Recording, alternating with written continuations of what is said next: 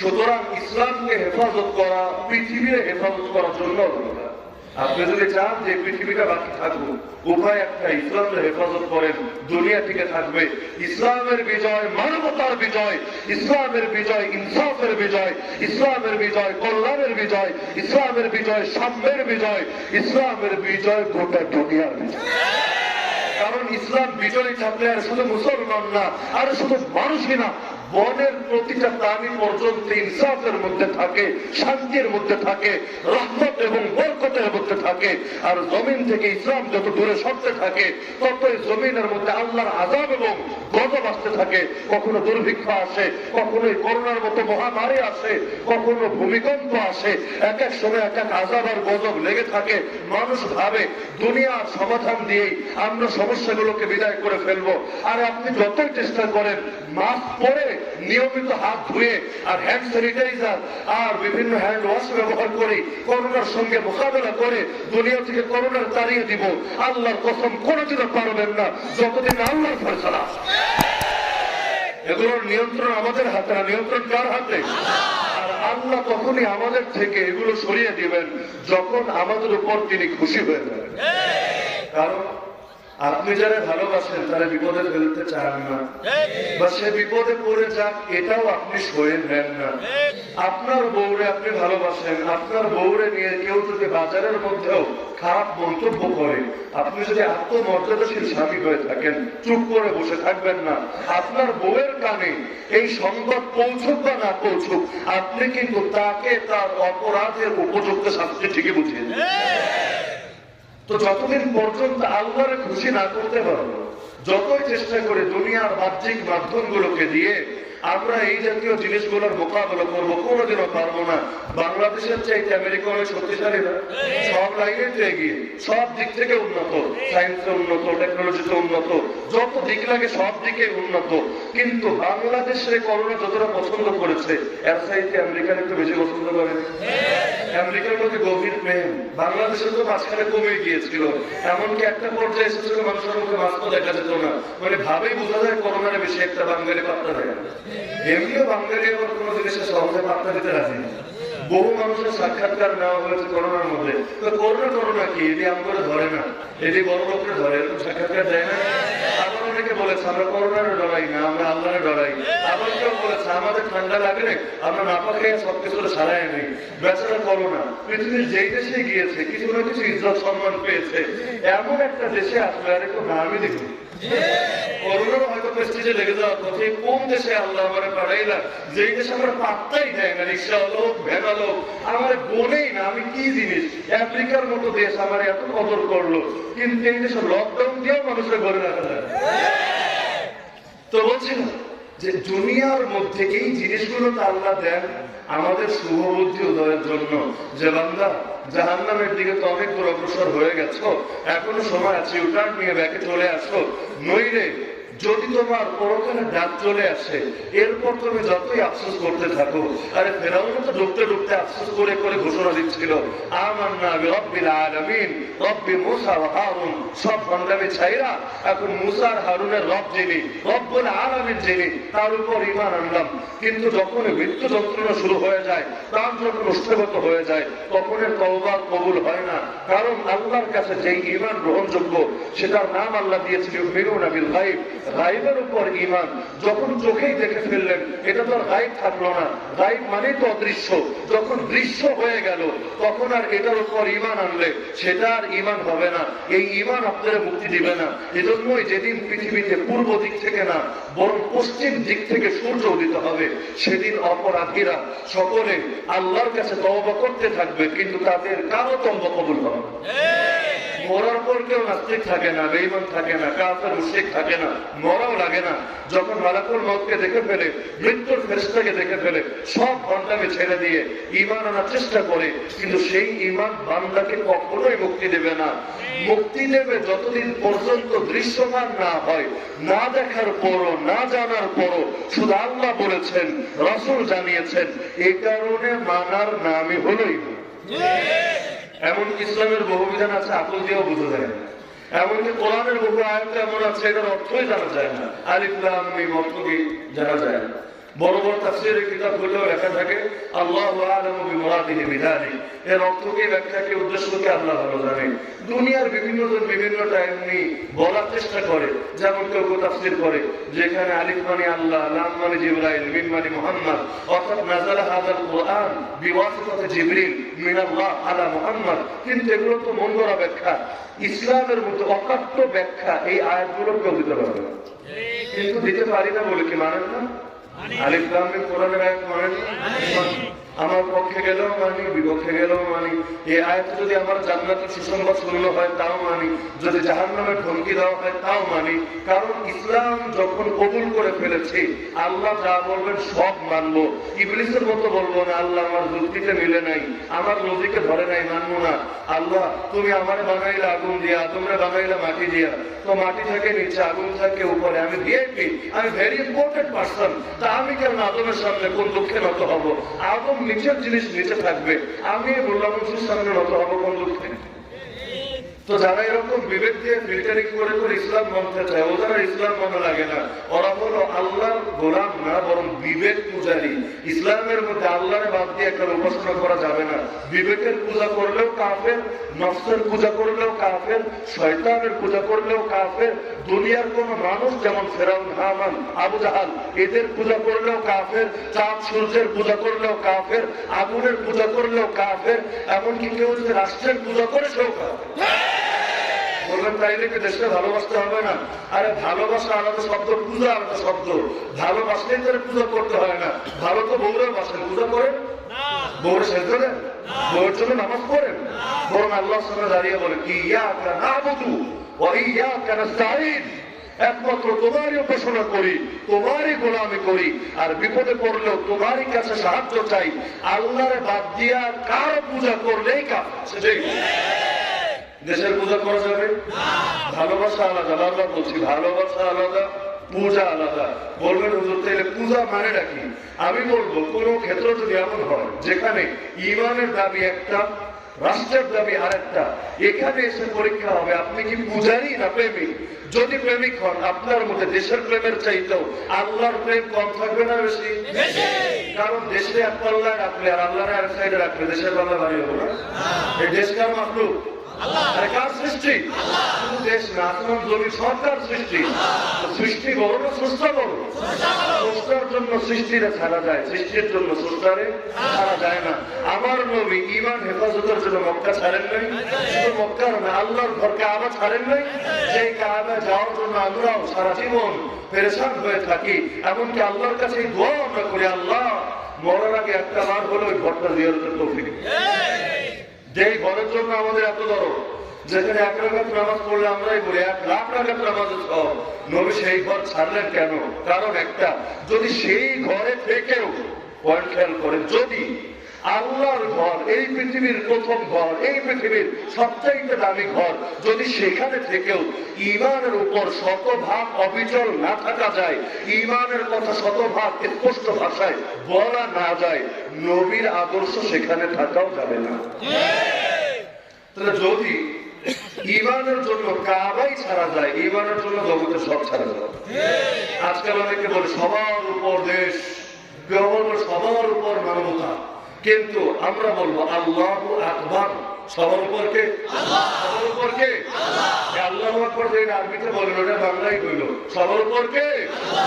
সবার বড় আল্লাহ, সবার উপর আল্লাহ। আল্লাহর চাইতে বড় কেউ হতে পারে না। ফেরাউন আল্লাহর চাইতে বড় না, নমরুদ আল্লাহর চাইতে বড় না, আবু জাহল আল্লাহর চাইতে বড় না, আর আমেরিকা আল্লাহর চাইতে বড় না, ইসরায়েল আল্লাহর চাইতে বড় না, চীন আল্লাহর চাইতে বড় না, ভারত আল্লাহর চাইতে বড় না। আল্লাহ জালেমদেরকে ঢিল দিয়ে রেখেছেন, যেমন ফেরাউন হামানকে ঢিল দিয়েছেন। এজন্য দুনিয়ার মধ্যে আর মুসলিম নারীদেরকে ধর্ষণ করতে পারছে, দুনিয়ার মধ্যে মুসলমান যুবকদের রক্ততে আল্লাহর জমিনকে রঞ্জিত করতে পারছে। এজন্য দেখা যায় জোরদার মূল্য তার বাংলা একটা কথা বলেন, বাংলাদেশে মাঝে মধ্যে দু একটা বিক্ষিপ্ত ঘটনা ঘটে, যেমন সুনামগঞ্জের সান্দায় একটা দুর্ঘটনা ঘটেছে, সংখ্যালঘুদের গাড়ির উপর অ্যাটাক হয়েছে। যদিও যারা অ্যাটাক করেছে তারা কোনো হুজুর না, অনেকেই দেখেছেন বেচারা গ্রেফতার হয়েছে, কোনো হুজুর না, অথবা হুজুরদের কোন দলের সদস্যও না, অথবা তার গায়ে সুন্নতি কোনো লেবাসও নাই, সুন্নতি দাঁড়িয়েও নাই, ইসলামের কোনো চিহ্নও নাই, তারপরও যদি নামের বিবেচনায় ধরে সে মুসলমান। কিন্তু এরকম ঘটনা এই দেশে যুগে, বছরে না যুগে কয়টা ঘটে? আর সীমান্তের পার্শ্ববর্তী মুসলমানদের রক্তে এই দেশের মাটি কয়বার রঞ্জিত হয়? হিসাব মিলারে কোনো কুল কিনারা করা যাবে না। সীমান্তের ওপারে যে থাকে সেও মানুষ, সীমান্তের এপারে যে থাকে সেও মানুষ। ওর গা কাটলেও লাল রক্ত বের হবে, এর গা কাটলেও একই কালারের রক্ত বের হবে। কিন্তু মানুষের কত ব্যবধান! এপারের ফেরানিরা সীমান্তের কাঁটাতারে ঝুলে থাকলে তার জন্য কেউ মায়া কান্না করে না, আর ওপাশের একটা হাতি আহত হলেও দুনিয়া গরম হয়ে যায়। তো এগুলো, এই যে সাম্য নাই, অসাম্য, এই যে আচরণগুলো, এগুলোর আমি বলবো মূল কারণ একটা, ইসলাম বিজয়ী নাই। যদি ইসলাম বিজয়ী থাকতো, আমি বারবার বলবো যে কারো, মানুষ তো দূরের কথা, কোন পশু পাখির উপর জুলুম হতো। ঘটনা তো আপনারাও জানেন, ওই বিড়ালকে রাখা রাখছিল, এ কারণে এক মহিলার ব্যাপারে জাহান্নামের ফয়সালা হয়েছে। আর কুকুরকে পানি পান করানোর কারণে এক বেশ্যার ব্যাপারে জান্নাতের ফয়সালা হচ্ছে। শোনেন এই ঘটনা? তাহলে এই ঘটনাগুলো আমাদেরকে কি শিক্ষা দেয়? যে ইসলাম প্রাণীর উপর জুলুম করতে বলে না। ইসলাম সবার উপর আমাদেরকে ন্যায়ের আচরণ এবং ইনসাফের আচরণ করা শিক্ষা। কিন্তু এই ইসলামের বিজয়ের পথে কিছু বাধা আছে, যেই বাধাগুলোর কারণে ইসলাম দুনিয়ার মধ্যে বিজয়ী না হয়ে দুনিয়ার মধ্যে পরাজিত অবস্থায় থাকে। এটা তো বড় একটা অবাক করা ব্যাপার। মানুষের বানানো আদর্শগুলো বিজয়ী হবে, আর রবের নাজিল করা আদর্শ পরাজিত হয়ে থাকবে। এটা কি আমাদের ইমানের দাবি? ছোট্ট একটা উদাহরণ দিই। মক্কা বিজয়ের আগ দিয়ে আল্লাহ রাসূল যখন মক্কার দিকে যাবেন, এক জায়গায় তাঁবু গেড়েছেন। সেই সময় মক্কার মুশরিকরা আবু সুফিয়ান দূর থেকে পর্যবেক্ষণ করতে এসেছে, দেখে মুসলমানরা কি হালতে আছে। সেই সময় এক সাহাবীর সঙ্গে তার দেখা হয়েছে। সেই সাহাবী তাকে নিয়ে আসছেন রাসূলের কাছে। তিনি বুঝতে পেরেছেন আবু সুফিয়ানের মনটা এখন নরম, আশা করা যায় সে হয়তো নবীর সোহবতে গেলে ঈমান কবুল করে ফেলতে পারে, নবীর দুশমনিও ছেড়ে দিতে পারে। তাকে নিয়ে আসছেন রাসূলের দিকে। আল্লাহ রাসূলের খাদেম সাহাবী রাসূলকে জানান, হে আল্লাহ রাসূল, আবু সুফিয়ান আসছে এবং অমুক সাহাবী আসছে। সংবাদ জানানোর উদ্দেশ্য। দুইজন ব্যক্তি আসছে, কিন্তু নাম বলার সময় আগে কার নাম বললো? আবু সুফিয়ানের নাম, আর সাহাবীর নাম বললো পরে। রাসূল বলেন, খবরদার, তোমরা এভাবে না, তোমরা বলো অমুক সাহাবী আসছে এবং আবু সুফিয়ান আসছে। আর ইসলাম আযু মিন যালিক, মিনহুও বলে না, মিন যালিক। আর ওর চাইতে ওই রকম আবু সুফিয়ান, লক্ষ কোটি আবু সুফিয়ানের চাইতে ইসলাম বেশি সম্মান। ইসলাম ইয়ালু ওয়ালা ইউলা আলাইহি, ইসলাম সবার উপরে থাকে, ইসলামের উপরে কোনো কিছু যায় না। সুতরাং হে আমার সাহাবীরা, তোমরা নাম বলার ক্ষেত্রেও মুসলমানের নাম আগে বলবা, কাফেরের নাম পরে বলবা, কারণ দুনিয়ার সব কাফেরের চাইতে মুসলমানের দাম বেশি। অথচ আবু সুফিয়ান নেতা, মক্কার কুরাইশ নেতা। নেতা হওয়ার পর নবী আদব শিখাচ্ছেন, ওর নাম বলবা পরে আর সাহাবীর নাম বলবা আগে। নাম বলার ক্ষেত্রেও যদি নবী এটা লক্ষ্য রাখেন, ইসলামকে আগে রাখতে হবে, উপরে রাখতে হবে, বিজয় রাখতে হবে। সেখানে আপনিই বলেন, ইসলাম যদি জমিনের মধ্যে বিজয়ী না থাকে বা সর্বোচ্চ ব্যক্তি জীবনে বিজয়ী থাকে, কিন্তু ইসলামের প্রভাব অন্য কোথাও না থাকে, রাষ্ট্র ব্যবস্থা ইসলাম অনুযায়ী পরিচালিত হয় না, অর্থনীতি ইসলাম অনুযায়ী পরিচালিত হয় না, বিচার ব্যবস্থা ইসলাম অনুযায়ী পরিচালিত হয় না, শিক্ষা ব্যবস্থা ইসলাম অনুযায়ী পরিচালিত হয় না, সমরনীতি পৌরনীতি ইসলামের আলোকে গঠন করা হয় না, ব্যক্তি জীবনের বাইরে যা আছে, পারিবারিক জীবন, সামাজিক জীবন, রাষ্ট্রীয় জীবন, আন্তর্জাতিক জীবন, এগুলোর ক্ষেত্রে ইসলামের ধার ধারা হয় না। এটা কি ইসলামের বিজয়, ইসলামের পরাজয়? দুনিয়াতে লক্ষ কোটি মুসলমান থেকে লাভ কি? শুধু গর্বই তো করতে পারি আমরা 170 কোটি মুসলমান। ইমাম মালিক রাহমাতুল্লাহ আলাইহি বলে গিয়েছিলেন, মা বাকাউল উম্মাহ বা'দা শাতমি নবিহা, তার ভাষায় বললে, আর 170 কোটি মুসলমান, এই পরিচয় দেওয়ার অর্থটা কি যদি দুনিয়ার মধ্যে নবীর ইজ্জতটাই বাঁচাতে না পারো? যে জামানায় মুসলমান ছিল মাত্র কয়েক হাজার, সেই জামানায় নবীরে গালিগালাজ করে কেউ পার পেয়ে যাবে এটা ভাবা যেত না।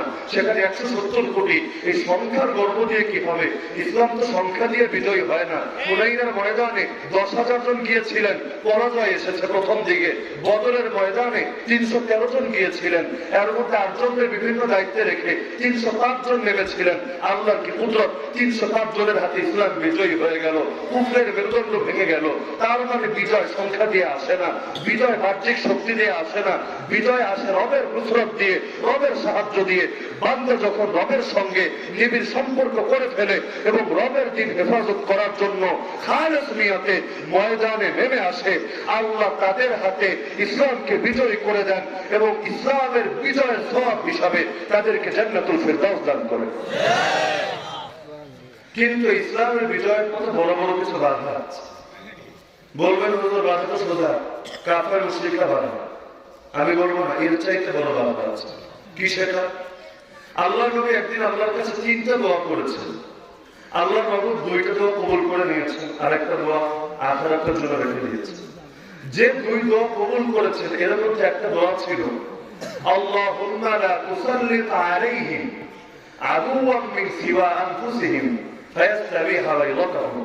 হে আল্লাহ, আমার উম্মতের উপর বহিঃশত্রু, মুসলমানদের বহিঃশত্রু কারা? কাফের মুশরিকরা। হে আল্লাহ, আমার উম্মাহ অর্থাৎ মুসলমানদের উপর বহিঃশত্রুকে চাপিয়ে দিবেন না। তারা যেন এসে মুসলমানের জান, মাল, ইজ্জত, আবরু নষ্ট না করতে পারে। নবী দোয়া করলেন, আল্লাহ সঙ্গে সঙ্গে কবুল করে দিলেন। তার মানে ফয়সালা চূড়ান্ত। কাফের মুশরিকরা নিজস্ব শক্তিতে এসে আমাদের উপর জয়ী হবে। বলবেন তাহলে জয়ী হলো কেন? বর্তমানেও তো দেখি সেই 1342 হিজরি থেকে 1442 হিজরি 100 বছর ধরে দুনিয়ার মধ্যে ইসলাম বিজয়ী না, কুফরে বিজয়ী।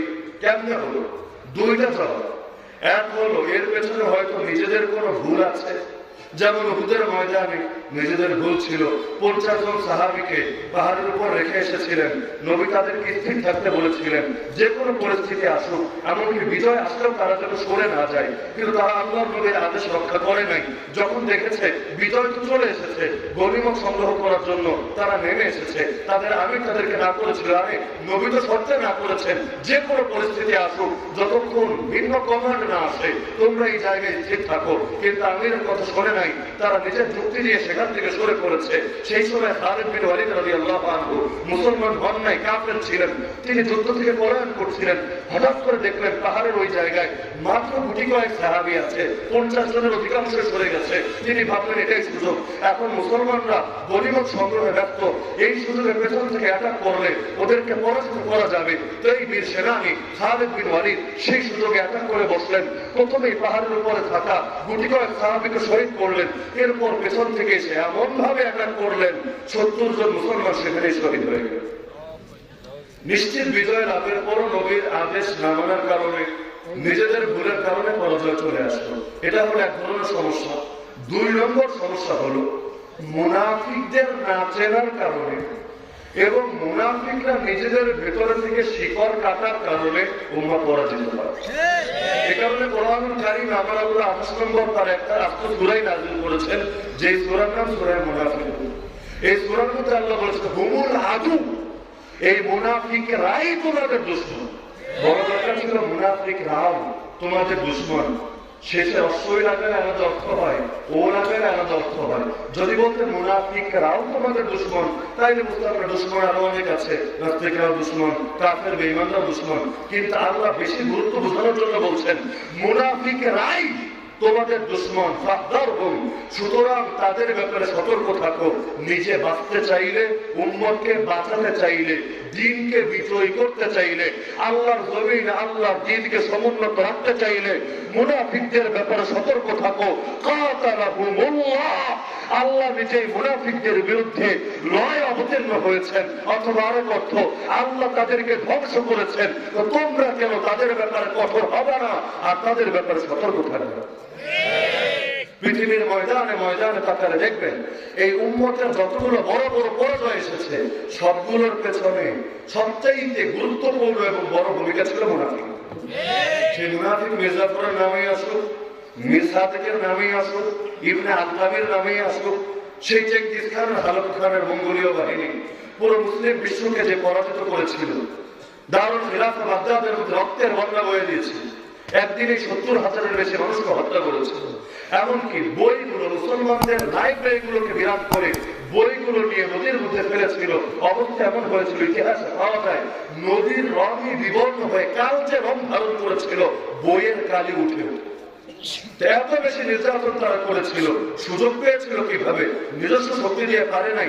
সেই সময় মুসলমানরা দুনিয়ার শক্তির বিবেচনায় অনেক দূর এগিয়েছিল। আজকাল তো অনেকের ধারণা আমাদের বাহ্যিক শক্তি আসলেই মনে অটোমেটিক আমরা জয়ী হয়ে যায়। কিন্তু আমি যেই যুগের ইতিহাসের কথা বলছি, সেই যুগে মুসলমানদের যে শক্তি ছিল, ওই মঙ্গোলীয় তাতারি বাহিনীর এর অর্ধেক দূরের কথা 10 ভাগের 1 ভাগ শক্তিও ছিল না। সুতরাং ভাববেন না যে মুসলমানদের পারমাণবিক শক্তি চলে আসলেই, যেমন তুরস্কের, ইরানের বা পাকিস্তানের পারমাণবিক শক্তি নিয়ে অনেকে গর্ব করতে চায় না, মুসলমানের একের শক্তি চলে আসলে অটোমেটিক কাফেররা আমাদের ভয় পেয়ে হিসু করতে করতে মসলমান ছেড়ে দিবে আর আমাদের হাতে দুনিয়ার রাজত্ব তুলে দিবে। আরে না, এত সোজা না। দুনিয়ার মধ্যে সেই সময় মুসলমান ঐক্যবদ্ধ আছে, তাদের শক্তি হচ্ছে, সাগরিক শক্তি হচ্ছে, তারপর পরাজিত হলো। কেন? কারণ দুইটা কারণ। 1 নম্বরে নিজেদের কাছে আল্লাহর দ্বীনের চাইতে নিজেদের ভোগ বিলাস বড় হয়ে গেছে। মুসলমানদের নেতা যারা হয়, তারা গাছতলায় থাকলেও তাদের চেতনায় সার্বক্ষণিকভাবে ইসলাম থাকে। যেমন ওমর গাছতলায় বসে দেশ চালাতেন। বাইরের লোকেরা যখন আসতো, বার্তাবাহকার দূতরা জিজ্ঞেস করতো, তোমাদের আমিরুল মুমিনিন কোথায়, তোমাদের বাদশা কোথায়? তো তারা দেখিয়ে দিত, ওই যে গাছতলায় বসে একটা লোক, দেখো উনি আমাদের আমিরুল মুমিনিন। ওরা অবাক হয়ে যেত, আরে এটা কেমন সম্ভব? বিশাল রাজপ্রাসাদ থাকবে, বিশাল বড় বাহিনী থাকবে, জামা থাকবে, নিরাপত্তার মধ্যে আবৃত থাকবে, তার আশপাশে দূরের কথা, কয়েক কিলোমিটারের মধ্যে সাধারণ জনতা পৌঁছতে পারবে না। যারা তাকে নিজের শাসক বানিয়েছে, একবার তার সঙ্গে মুসাফাও করতে পারবে না। এতটা দূরে নিরাপত্তার খাতিরে অবস্থান করবে, সেখানে কি নাই ওমর, যারা দুনিয়ার সবাই শত্রু মনে করে। কাফের মুশরিকদের মধ্যে এমন কেউ নাই যে ওমরকে দুশমন মনে করে না। কারণ ওমরের জামানায় ইসলাম সবচাইতে বেশি বিজয়ী হয়েছে এবং ওমরকে বলাই অর্ধ জাহানের খলিফা। কেমন শাসক! তো মুসলমানরা সেই জামানার মধ্যে এত দুর্বল, সামরিক শক্তি নেই। কি রকমের শক্তি আছে? শক্তি কাফেরদের শক্তির তুলনায় 10 ভাগের 1 ভাগ শক্তি মুসলমানের ছিল না। কিন্তু আল্লাহু আকবার একটা শক্তি ছিল। এই শক্তি নিয়ে যখন মাঠে নামতো, দুনিয়ার কোন সামরিক শক্তি তাদের আর মোকাবেলা করতে পারতো না। আরে সেই ঘটনা কি ভুলে গেছেন? নবীর ঘাড়ের উপর তরবারি ধরেছে এক মুশরিক, নবীর হাত খালি, জিজ্ঞেস করছে, ভাই আপনার মোহাম্মদ, ভাই মোহাম্মদ, আমার হাত থেকে তোরে কে বাঁচাবে রে? সে ভেবেছে বাঁচায় তো তার আর্মিরা, বাঁচায় তো তার সৈনিক আর মুজাহিদরা, আশপাশে তো কেউ নাই, খালি তো সিকিউরিটি ফোর্সও নাই, আশপাশে দেহরক্ষীও নাই। নবীর দেহ রক্ষা করার জন্য নবী দুনিয়ার পাহারাদার লাগায় না, কারণ নবীর রক্ষা করার দায়িত্ব নিয়েছেন কে? দুনিয়ার মধ্যে দেখেন না, ওলামায়ে কেরামের জীবনের দাম বেশি না দুনিয়া তাকাওয়ালাদের জীবনের দাম বেশি? তাকাওয়ালা বডিগার্ড নিয়ে ঘুরে, গানম্যান নিয়ে ঘুরে, ওলামায়ে কেরাম কি নিয়ে ঘুরে? কিছু নিয়ে ঘুরে? আমি বলবো শত প্রাণটা হাতে নিয়ে ঘুরে। তারপর ওই মানুষগুলো কেমনে কেমনে আছে, দুশ্মনরা বাইরে আমাদের মধ্যে হাত করে এই করে সেই করে, কত রকম ভয় থাকে, নিজের দলের লোকের হাতও মাই খায়। কিন্তু আমরা কি কুদরত, ওলামায়ে কেরামরা কেউ যদি অপমান করতে আসে, পাবলিকের জোতা খেয়ে পরে ঘরে নাকি? আপনাদের এলাকার চিত্র ভিন্ন। আল্লাহ তো ওলামায়ে কেরামকে সম্মান দিয়েছেন যে তাদের বিরুদ্ধে কথা বলে সেও ভেতরে এক ধরনের পাপ বোধ এবং অপরাধ বোধে ভুগতে থাকে। দেখা যায় দূরে বসে হুঙ্কার ছড়ে, সামনে আসতে আত্মবিরাল হয়ে যায়। আমি দলিল থাকবো না, রেকর্ড থাকবো না, অনেকে কষ্ট পাবেন। কিন্তু একটু ইতিহাস ঘাটলে, নিউজের দিকে খোঁজ রাখলেই দেখে যাবেন বহু মানুষ দূর থেকে অনেক বাজে কথা বলে, সামনে আসলে কি রেখে কি করবে, হুজুরে কি রেখে কি খাওয়াবে, এটা বুঝতে পারে। আল্লাহ তাআলা এই সম্মানটা নিজে ঢেলে দিয়েছেন। নবীর ব্যাপারে আছে, নবী কোনো জায়গা দিয়ে হেঁটে গেলে এর কয়েক কিলোমিটার পর্যন্ত এক ধরনের রূপ বলা হয়, এক ধরনের ভয় ভীতি আল্লাহ তাআলা কেমন যেন ঢেলে দিতেন। যে সূরাটা নবীর গলা কাটার জন্য বের হয়েছিল, পেছনে পেছনে তারা করছিল, আজকে মুহাম্মাদের গলা কেটে নিয়ে আবু জাহেলের সামনে হাজির করব, আমাকে 100টা উট দেওয়া হবে। এই যুগের সবচাইতে দামি যে গাড়ি, ওর চাইতেও সেই যুগের লাভ উটের দাম বেশি, তো সেই 100টা উটের দেওয়া হবে। সুরাকা চাঁদ এর অপেক্ষায় আছে যে আজকে মোহাম্মদের কল্লা কাটবো, কাছাকাছিও চলে এসেছে। রাসূলের সঙ্গে মাত্র আবু বকর একা, তা আবু বকর বুজুর্গ মানুষ, ঠান্ডা মানুষ, আর আবু বকর রাসূল সাথে আর কেউ নাই। আর একটা আছে সেও কাফের, কিন্তু পথ দেখানোর জন্য এসেছে। কোন সবার আগে ভাগবো, ওর উপর তো ভরসা করা যায় না। কিন্তু আল্লাহ কি কুদরত, সুরাকার ধারে কাছে এসে নবীরা মারা দূরের কথা, নবীর গোলামি কবুল করে ঘরে ফিরবে। আল্লাহ তো পাওয়ার দিয়ে দেন। ওমর রাদিয়াল্লাহু আনহুর ব্যাপারে তো আপনারা শুনেছেন, কোন রাস্তা দিয়ে হেঁটে গেলে মানুষ শয়তান তো দূরের কথা, জিন শয়তান যেগুলো, ওইগুলো এক রোড ছেড়ে আরেক রোডে ভাগত। তো বলছিলাম রাসূলের গলার উপর তরবারি রেখে বলল, কে মুহাম্মদ, আমার হাত থেকে তোরে কে বাঁচাবে রে? রাসূল আস্ত কোনো বাক্যও বলেন না, এটা একটা শব্দ বলেছে, আল্লাহ, শুধু একটা শব্দ। সঙ্গে সঙ্গে থরথর করে হাত কাঁপতে শুরু করল। বলবেন কেন, আল্লাহ তো আমরা আজানে বলি, ইকামতে বলি, কতই তো বলি, মাহফিলের মধ্যেও স্লোগান দিয়ে আকাশ বাতাস কাঁপিয়ে ফেলি, আমাদের আল্লাহ কাম হয় না কেন? আমি সহজ উদাহরণ দিয়ে বোঝাবো, শিয়ালও হুঙ্কার না, সিংহ হুঙ্কার না। শিয়ালের হুঙ্কারে কুত্তা নয়, কুত্তা ওর দৌড়ানি দিয়ে একেবারে আরেক এলাকায় দিয়ে আসে। আর সিংহ হুঙ্কার দেয়, সিংহের হুঙ্কারে পুরো বনটা থরথর করে কেঁপে ওঠে।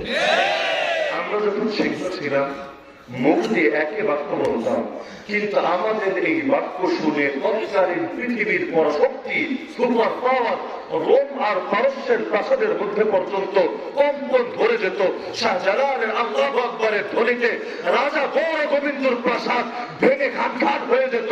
কিয়ামতের আগে আল্লাহর খলিফা মাহদী যখন আসবেন, এক আল্লাহু আকবারের তাকবীর দিয়ে বিরাট একটা অঞ্চলকে জয় করে ফেলবেন। কোন মানুষের রক্ত ধরবে না, কারো বিরুদ্ধে তরবারি চালনা করতে হবে না। এক আল্লাহু আকবার শুনে ওদের কলিজার মধ্যে কম্পন ধরে যাবে। তরবারি রেখে, তীর তলোয়ার রেখে যে যেদিকে পারে সেদিকে পালাবে, অবশিষ্টরা সারেন্ডার করবে। কেন? কারণ তারা সিংহ, সিংহের মুখ থেকে যখন আল্লাহু আকবার বের হয়, সেই আল্লাহু আকবারের মোকাবেলা করার মতো শক্তি পৃথিবীর কারণ।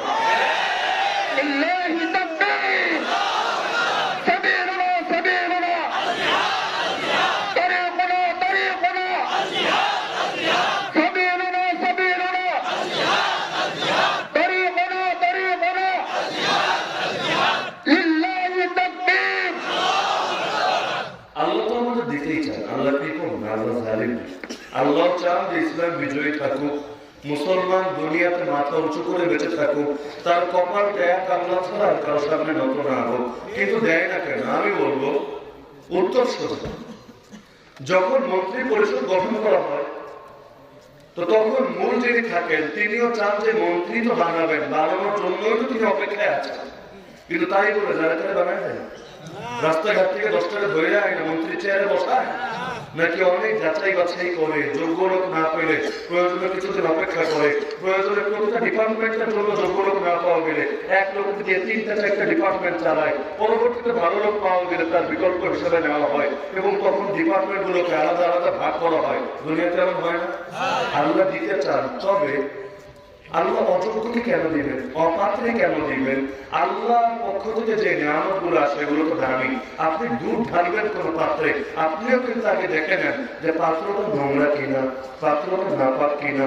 যদি নাপাক হয়, যদি নোংরা হয়, আপনি কিন্তু দুধ ঢালেন না, মধু ঢালেন না, এমনকি ফ্রি পান যে পানি, সেই পানিও কিন্তু ঢালেন না। যখন পবিত্র হয় তারপর ঢালেন। এরা পর্যন্ত অপেক্ষা করেন। আল্লাহ দিতে চান এবং দিয়েছিলেন। এমনকি শুধু দেনই নাই, 1000 বছর পর্যন্ত এটাকে দীর্ঘ করেছিলেন। এখন নাই কেন? জবাব একটা, আমরা অপাত্র হয়ে গিয়েছি, অযোগ্য হয়ে গিয়েছি, নাপাক হয়ে গিয়েছি। এজন্য আল্লাহ দামি জিনিস আমাদেরকে দিচ্ছেন না। যেদিন আমরা নিজেদেরকে পাক করে নিব, আল্লাহ দিতে দেরি করবো। যেমন একটা ছোট উদাহরণ, এলেম বুঝলেন তো, ইলম কারে কয়, ইলম হলো ওহীর জ্ঞান, কোরআন সুন্নাহর জ্ঞান। এই ইলম আল্লাহর একটা নূর, অনেক দামি সম্পদ। অনেক সময় এমন হয় সন্তানকে মাদ্রাসায় ভর্তি করিয়েছে, টাকা পয়সা খরচ করতেও বিফলতা করে না, যখন যা চায় সব প্রতি মাসে 10,000 20,000 টাকা বাচ্চার পিছনে খরচ করো। কিন্তু 10 বছর 15 বছর 20 বছর চলে যায়, বাচ্চা না হাফেজ হয় না আলেম হয় না। এসে হুজুরদের কাছে বলে, হুজুর আমি তো কোনো কিছুতে কোনো কমতি করছি না, তারপর কাজ হচ্ছে না কেন? আমার ইখলাসের মধ্যেও কমতি নাই, সব ঠিক আছে, কাম হয় না কেন? তো হুজুরের জবাব দেয়, দেখেন আমাদের ধারণা ইলম তো আল্লাহর একটা নূর, এটা চাইলে অর্জন করা যায় না, এটা অর্জিত না, এটা দান, আল্লাহর দান। আল্লাহ যারে চান তারে দান করেন। ইউতিল হিকমাতা মাইয়াশা, এখানে হিকমত মানে ইলম। আল্লাহ যাকে চান তাকে ইলম দান করেন। কথা উল্টান, যারে চান না যতই চেষ্টা করুন ইলম লাভ করতে পারবে না। এই কোরআন আল্লাহর কালাম, কার সিরাতারে আল্লাহ তার কালাম হেফাজতের মাধ্যম বানাবেন, এটা চুজ করবেন, পছন্দ করবেন কে?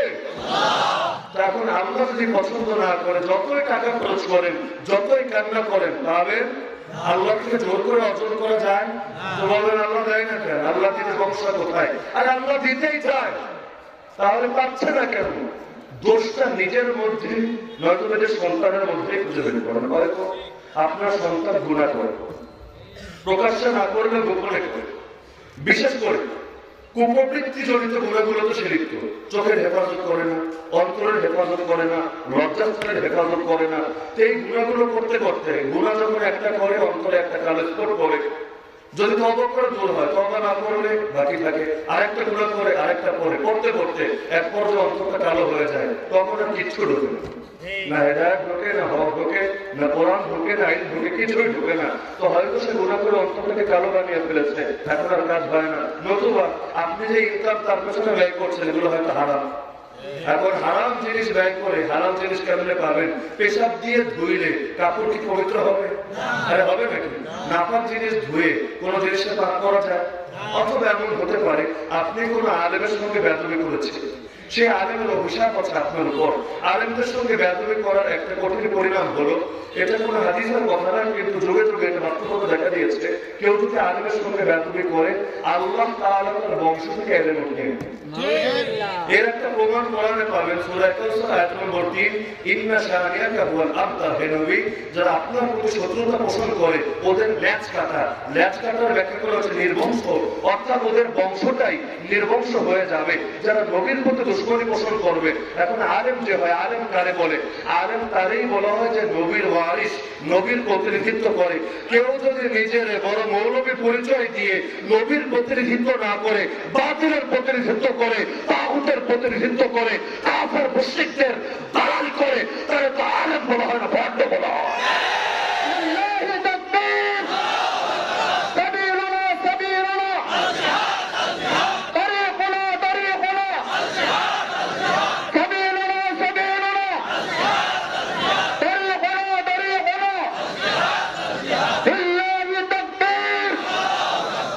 আমাদেরকে এটা বলা হয় না পোশাক দেখে লোক চেন, যার জামা যত বড় সে তত বড় হুজুর, এই আদেশ আমাদেরকে দেওয়া হয় নাই। আমাদেরকে আলেম চেনার কিছু ইন্ডিকেটর আল্লাহ নিজে কোরআনে বলে দিয়েছেন। যেমন সূরা ফাতির আয়াত নম্বর 28 আল্লাহ জানাচ্ছেন হকপন্থী আলেম চেনার একটা নিদর্শন। দুনিয়াতে বহু কিছু চেনার নিদর্শন থাকে না, ইন্ডিকেটর থাকে। যেমন মিডিয়ায় দেখি মাঝে মধ্যে টক শোতে, কখনো পত্রিকায় জঙ্গি চিহ্নিত করার ইন্ডিকেটর ছাপে না? আরে ছাপে কি? আমি একাই দেখি, আপনাদের খুলনা কেউ দেখেন না, ছাপে কি? এমন আদিবাসী ইন্ডিকেটর দেয়, কখনো বিশুদ্ধ উচ্চারণে আসসালামু আলাইকুম বলা, আল্লাহ হাফেজ বলা, এটা দেখি জঙ্গি হওয়ার আলাদা। কখনো এক ফুট দাঁড়িয়ে রাখা, কাপড়টা টাকনোর উপরে পড়া, বিভিন্ন অপসংস্কৃতি, এগুলোর বিরুদ্ধে অবস্থান নেওয়া, এটা নাকি জঙ্গি হওয়ার আলাদা। কখনো বলে মাসলুম মুসলমানের জন্য কান্না করা, অন্তরে দুঃখ করা, তাদের জন্য দোয়া করা, তাদের ব্যাপারে ব্যথা প্রকাশ করা, এইটা নাকি জঙ্গি হওয়ার আলামত। মানে ওদের মনে যেটা ভালো লাগে না, এইটাই হলো জঙ্গি হওয়ার আলামত। ওদের কথা শুনলে মাঝে মধ্যে নিজেরাই পেরেশান হয়ে যায়। ওদের সঙ্গে মেনে নিলে দুনিয়াতে এমন একটা মুসলমান পাবেন না যে জঙ্গি। যদিও জীবনে দেখলাম না কোনো কাফের মুশরিকের নামের আগে জঙ্গি লাগায়। আপনারা দেখলে আমাদের কই কাফের মুশরিকের নামের আগে জঙ্গি লাগাতে দেখেন? যত মানুষ যত কাফের, ওই যে নিউজিল্যান্ডের ক্র্যাশ চার্চে এক যুবক মসজিদের মধ্যে শুক্রবার দিন গুলি চালিয়েছিল গত বছর, মনে নাই? এমনকি বাংলাদেশের আপনাদের প্রিয় টাইগাররা, অর্থাৎ ওই রয়্যাল বেঙ্গল টাইগার না, ওই খেলোয়াড় টাইগার না, বাংলাদেশ ক্রিকেট টিমের প্লেয়াররা, তারাও সেখানে জুমার নামাজে উপস্থিত থাকার কথা ছিল। কিন্তু বাঙালি নাকি এবার ঢিলা যায়, ঢিলামি করে ফেলে, কাজে দেরি করে ফেলে। এখন দেরি করার কিছু লস তো আছে, মাঝে মধ্যে দু একটা লাভও হয়। ওই দিন টাইম মতো গেলে হয়তো একটা প্রাণ নিয়ে ফিরতে পারতো না, গুলি খাইয়া ওইখান থেকে লাশ বাইরে। কিন্তু আল্লাহর কুদরত, এখন হায়াত লেখা আছে, টাইম মতো যায় নাই, যেতে দেরি করেছে, যাওয়ার আগেই শরীরে ক্লান্ত হয়ে গেছে, মসজিদে গুলি বর্ষণ করেছে।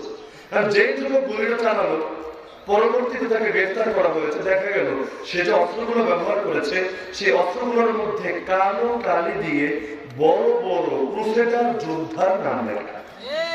ক্রুসেড কারে কয় বুঝেননি? ইসলামের ধর্মযুদ্ধরে যেমন জিহাদ বলেন, খ্রিস্টানদের ধর্মযুদ্ধকে কি বলেন? আরে কি বলে? প্রত্যেকদের আলাদা আলাদা ধর্মযুদ্ধ আছে। যেমন হিন্দুদের আছে কুরুক্ষেত্র। এখন থেকে 3-4 মাস আগে চট্টগ্রামে রাজপথে দাঁড়িয়ে ওরা একটা মিছিল করেছিল, অনেকেই দেখেছিলেন। প্রথমে বিভিন্ন দলের নাম নিয়ে যে এদের দুই গালে জোতা মারা তালে তালে বলতে বলতে শেষে গিয়ে একটা বাক্য বলেছিল, অনেকে হয়তো খেয়াল করেন নাই, কুরুক্ষেত্রের হাতিয়ার গর্জে ওঠার একটা। এই কুরুক্ষেত্র কি জিনিস আজকে একটু সার্চ করে দেখবেন। এটা হলো ওদের একটা ধর্মযুদ্ধ, যেই যুদ্ধের পর কৃষ্ণের বিজয় হয়েছিল, যেই যুদ্ধের পর ওদের আদর্শ দুনিয়ার মধ্যে প্রতিষ্ঠিত হয়েছিল। এখন ওরা চায় পুনরায় কৃষ্ণের আদর্শ বিজয়ী করতে। যেমন ইসকনের নাম হয়তো অনেকেই শুনেছেন। ইসকন তো সংক্ষিপ্ত শব্দ, বিস্তারিত রূপটা কি? International society for Krishna consciousness, আন্তর্জাতিক কৃষ্ণ ভাবনামিত সংঘ। তো দেখা যাচ্ছে তারা কৃষ্ণের আদর্শ চিন্তা করার কথা বলে। যেমন আমরা মুসলমানদের বিভিন্ন বড় বড় আলেম বড় বড় দায়ীদের আদর্শ চিন্তা করার কথা বলি, তো তারা স্লোগান দেয় কুরুক্ষেত্রের হাতিয়ার গর্জে ওঠা একবার। তো খ্রিস্টানদের যে ধর্মযুদ্ধ সেটার নাম হল ক্রুসেড। তো বড় বড় ক্রুসেডারদের নাম বন্ধুকে লিখে সেই বন্দুক ব্যবহার করে মুসলমানদেরকে হত্যা করেছে। পরবর্তীতে তাকে গ্রেফতার করা হয়েছে। যদি আজকে পর্যন্ত তার ফাঁসিও দেওয়া হয় নাই, ক্রসফায়ার দেওয়া হয় নাই, তার মৃত্যুদণ্ডের ফয়সালাও হয় নাই। তো এই যে যুবকটাকে ধরা হলো, আমি অবাক হয়ে গিয়েছিলাম। দীর্ঘদিন পর্যন্ত মিডিয়ায় নজর রেখেছি যে দেশি বাদ দিই আন্তর্জাতিক কোন মিডিয়ায় দেখি অনেক জঙ্গি কয় কিনা, কিন্তু হতাশ হলাম না, কেউ তাকে জঙ্গি বলে না। কেন? যদি জঙ্গিবাদ মানে হয় ধর্মের নামে, খেয়াল করুন, ধর্মের নামে পরিচালিত সন্ত্রাস। কারণ আজকাল জঙ্গিবাদ বলতে এরা এটাই বোঝায়, যদি ধর্মের নাম ছাড়া হয় এটাকে বলে সন্ত্রাস, যদি ধর্মের নাম দেওয়া হয় এটাকে কি বলে? কি বলে? ধর্মের নাম মানে ভাইবেন না ধর্মের শিরোনাম সে লাগিয়ে গেছে, এটা জরুরি না। মুখে দাঁড়িয়ে আছে ধর্মের নাম, বংশের পরিচয় মুসলমান না ধর্মের নাম, কোন ভাব ইসলামের লিঙ্ক একটা পেলেই যা শিরোনাম লাগিয়ে দেয়। জঙ্গি লাগায় না? লাগায় কিনা? এমনকি কোনো ব্যক্তি অপরাধী প্রমাণিত হওয়ার আগে মিডিয়া রিপোর্ট করে বসে জঙ্গি জঙ্গি, আর দেখবেন 3টা লোক ধরা খেয়েছে, 5টা লোক গ্রেফতার হয়েছে, পত্রিকায় রিপোর্ট হবে অমুক জায়গা থেকে 5 জন জঙ্গি গ্রেফতার। কিন্তু একটা জিনিস আপনারা অনেকে জানেন কিনা আমি জানি না, যে কোন ব্যক্তি অপরাধী আর কে অপরাধী না এটা নির্ধারণ করার দায়িত্ব কিন্তু পুলিশের নারণ। অভিযুক্ত আলাদা, অপরাধী আলাদা। অভিযোগের ভিত্তিতে কাউকে গ্রেফতার করা হয়, পরবর্তীতে তাকে কাঠগড়ায় হাজির করা হয়। যদি সাক্ষ্য প্রমাণের ভিত্তিতে সেখানে তার অভিযোগ প্রমাণিত হয় তাহলে তাকে বলা হয় অপরাধী। এরপর সেই অপরাধীর ব্যাপারে আদালত যেই ফয়সালা করবে সেটা হলো তার বিচার। এর আগে পুলিশের কিন্তু বিচার করার অধিকার নাই। পুলিশ শুধু অভিযোগের ভিত্তিতে গ্রেফতার করতে পারে, করার পর সর্বোচ্চ 1 দিনের মধ্যে তাকে আদালতে হাজির করবে। এটাই হলো বিচার ব্যবস্থার কথা, এবং বিচার ব্যবস্থা সম্পূর্ণ স্বাধীন। তো এর ভিন্ন করার মানে তো হলো বিচার ব্যবস্থারই অবমান করা। কিন্তু দেখবেন গ্রেফতার করলে জঙ্গি, পরবর্তীতে দেখবেন 2 দিন পর আদালত অনেকের এমনও হয়েছে বেকসুর খালাস। বেকসুর খালাস মানে কি? তার অপরাধ প্রমাণিত হয় নাই। তো অভিযুক্তের এই মিডিয়া অপরাধ করে চালায় দিল, এখন তার যে ইজ্জতটাকে ফালুদা বানায় দিল। এখন গিয়া বললে বেটা হলুদ মিডিয়া আমার ইজ্জত তুই আমার ফিরে আসে, পারবে দিতে? আরে পারবে না কিন্তু। কিন্তু এই বেআইনি কাজগুলো কোন লোক খোলা চলছে, কেউ মুখ করে বড় আজিব করে আছে, অন্যায় চলে, কিন্তু অন্যায় নিয়ে প্রতিবাদ যদি মানুষ না করে সেই জাতির উপর আল্লাহর গজব আসবে না। কার? অন্যায়ের বিরুদ্ধে চুপ থাকা যায় না? যায়। যেখানে হাদিসে বলা আছে আফদলুল জিহাদ কালিমাতু হাক্কিন ইনদা সুলতানিল জারির, সর্বোত্তম জিহাদ হলো জালিম বাদশার সামনে হক কথা বলা। তার মানে নবী এটাকে সর্বোত্তম জিহাদের সামনে তুলনা দিচ্ছেন। যেমন হুসাইন রাদিয়াল্লাহু আনহু ইয়াজিদের বিরুদ্ধে মাঠে নেমে তাকে শহীদ করে দেওয়া হয়েছে, কিন্তু তাই বলে চুপ থেকেছেন? অনেক সাহাবীও না করেছিলেন, কিন্তু তিনি তার আদর্শ থেকে ফিরে এসেছেন, কারণ তার গায়ে নবীর রক্ত প্রবাহিত। আর নবীর রক্ত গায়ে নিয়ে অন্যায়ের সঙ্গে আপোষ করবেন কিভাবে? তো বলছিলাম ইসলামের বিজয়ের পথে বড় বড় কিছু বাধা আছে। এর মধ্যে একটা বাধার নাম হলো মুনাফিক। কিন্তু মুনাফিক চিনবেন কেমনে? আপনার মতের লোকে বেড়ে গেল সেই মুনাফিক। এরকম হলে আজকাল আমাদের দেশে এগুলোই পায়। প্রত্যেকের চোখে আমি বাদে আর আমার লোকেরা বাদে সব মুনাফিক। তুমি যদি মুসলমান হতে চাও, আপনার মুসলমান আমার মতো। যদি আমার মতো নাও, তুমি ইহুদির দালাল, তুমি খ্রিস্টানের দালাল, তুমি এই তুমি সেই। এমনকি আজকাল হতাশ হয়ে মাঝে মধ্যে এই যে দিনই মাহফিলগুলো, এই মাহফিলগুলোতে মানুষ বড় আশা নিয়ে আসে। যেমন আজকে কেউ খুলনা থেকে এসেছে, কেউ বাগেরহাট থেকে এসেছে, দূর দূরান্ত থেকে এখানে জমায়েত হয়েছে। তারা এসেছে কি আমার জীবনের কেচ্ছা শুনতে, না কোরআনের কথা শুনতে? বলেন দেখি। কিন্তু বড় দুঃখ লাগে ইউটিউবের মধ্যে দেখে অনেক সময় সাধারণ জনগণ এসে আফসোস করে কয়, হুজুর ঢুকি তো বয়ান শুনতে, কিন্তু গালি গালা শুনতে শুনতে তো কান শেষ। কে কারে কত গালি দিতে পারে, কিন্তু দেখা যায় উভয়ই হয়তো যেই দুইজন গালি দিচ্ছে একজনের বিরুদ্ধে প্রচারক হচ্ছে, তিনি যে আদর্শ লালন করেন সেটারও বাতিল বলার সুযোগ নেই, আবার ইনি যে আদর্শ লালন করেন এটাকে এক বাক্যে বাতিল বলার সুযোগ নাই। কিন্তু যতটা রাগ কাফেরের বিরুদ্ধে জাহির করে জো বাইডেন, ট্রাম্প বা ওবামা বা জর্জ ডব্লিউ বুশকে নিয়ে যতটা না ক্ষোভ প্রকাশ করে, এর চাইতে বেশি ক্ষোভ ভিন্ন দলের মুসলমানের বিরুদ্ধে। এমনকি আজকাল মাহফিল বন্ধ করে একটা ফ্যাশন হয়ে গেছে যে এই মাহফিল আমার দলের লোকদের মাহফিল না, ভিন্ন দলের লোকদের মাহফিল, ওদেরকে মাহফিল করতে দেওয়া যাবে না। কেন? যদি ওরা মাহফিল করে আমার ফ্যান ফলোয়ার হয়তো কমে যাবে, ওই হুজুরের অনুসারী হয়তো বাইরে যাবে, এজন্য মাহফিল করতে দেওয়া যাবে না। এদিকে এটা হয় না নাকি? হয় না? কিন্তু বলছিলাম এখন এরকম মত না মিললে কি মুনাফিক করবে না? আমার উপর কেউ জুলুম করলে আমি তারা জালেম বলতে পারি, মুনাফিক বলতে পারি না। কে মুনাফিক আর কে মুনাফিক না এটা নির্ধারিত হবে কোরআন এবং সুন্নাহর আলোকে। যেহেতু নেফাক অন্তরের বিষয়, আমরা তো অন্তর চেয়ে দেখতে পারি না, নাকি পারেন আপনারা? পারেন নাকি অন্তর চেয়ে? পারি না। তো বাহ্যিক অবস্থা দেখে আমরা মুনাফিকের ফয়সালা দিব কিভাবে? আমরা কোরআনের সাথে মিলাবো, হাদিসের সাথে মিলাবো। যদি এটা প্রমাণিত হয় যে সেই লোক মুখে ইমানের কথা বলে কিন্তু ভেতরে যে আকীদা পোষণ করে সেটা ইসলামী আকীদা না কুফরি আকীদা, তখনই গিয়ে তাকে আমরা মুনাফিক বলবো। যেমন বাবুদের একটা উদাহরণ দেই, কাদিয়ানি। কাদিয়ানি মুসলমান না কাফের? কয়েকজন বলে ওকে সন্দেহ আছে, মুসলমান না কাফের? কাদিয়ানির চেনেন না এখনো?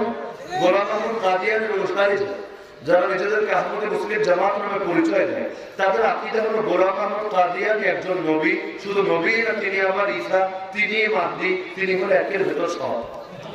অথচ আমাদের আকীদা হলো নবীর পর কোন নবী, নবীর পর যদি কেউ নিজের নবী দাবি করে সে দুনিয়ার আলো বাতাস দেখারই অধিকার রাখে। আমাদের নবী খাতামুন নবীন, সর্বশেষ নবী, এটা কোরআন দ্বারাও প্রমাণিত, সহিহ হাদিস দ্বারাও প্রমাণিত, উম্মতের ইজমা দ্বারাও প্রমাণিত। সুতরাং নবীর পর কোন নবী নাই। আর সেকুলার রাষ্ট্রে আইন পাস হোক বা না হোক, যতক্ষণ পর্যন্ত আমাদের ধমনের ভেতর এক ফোঁটা রক্ত প্রবাহিত থাকবে, আমরা বলেই যাব কাফের কাফের, কাদিয়ানি কাফের।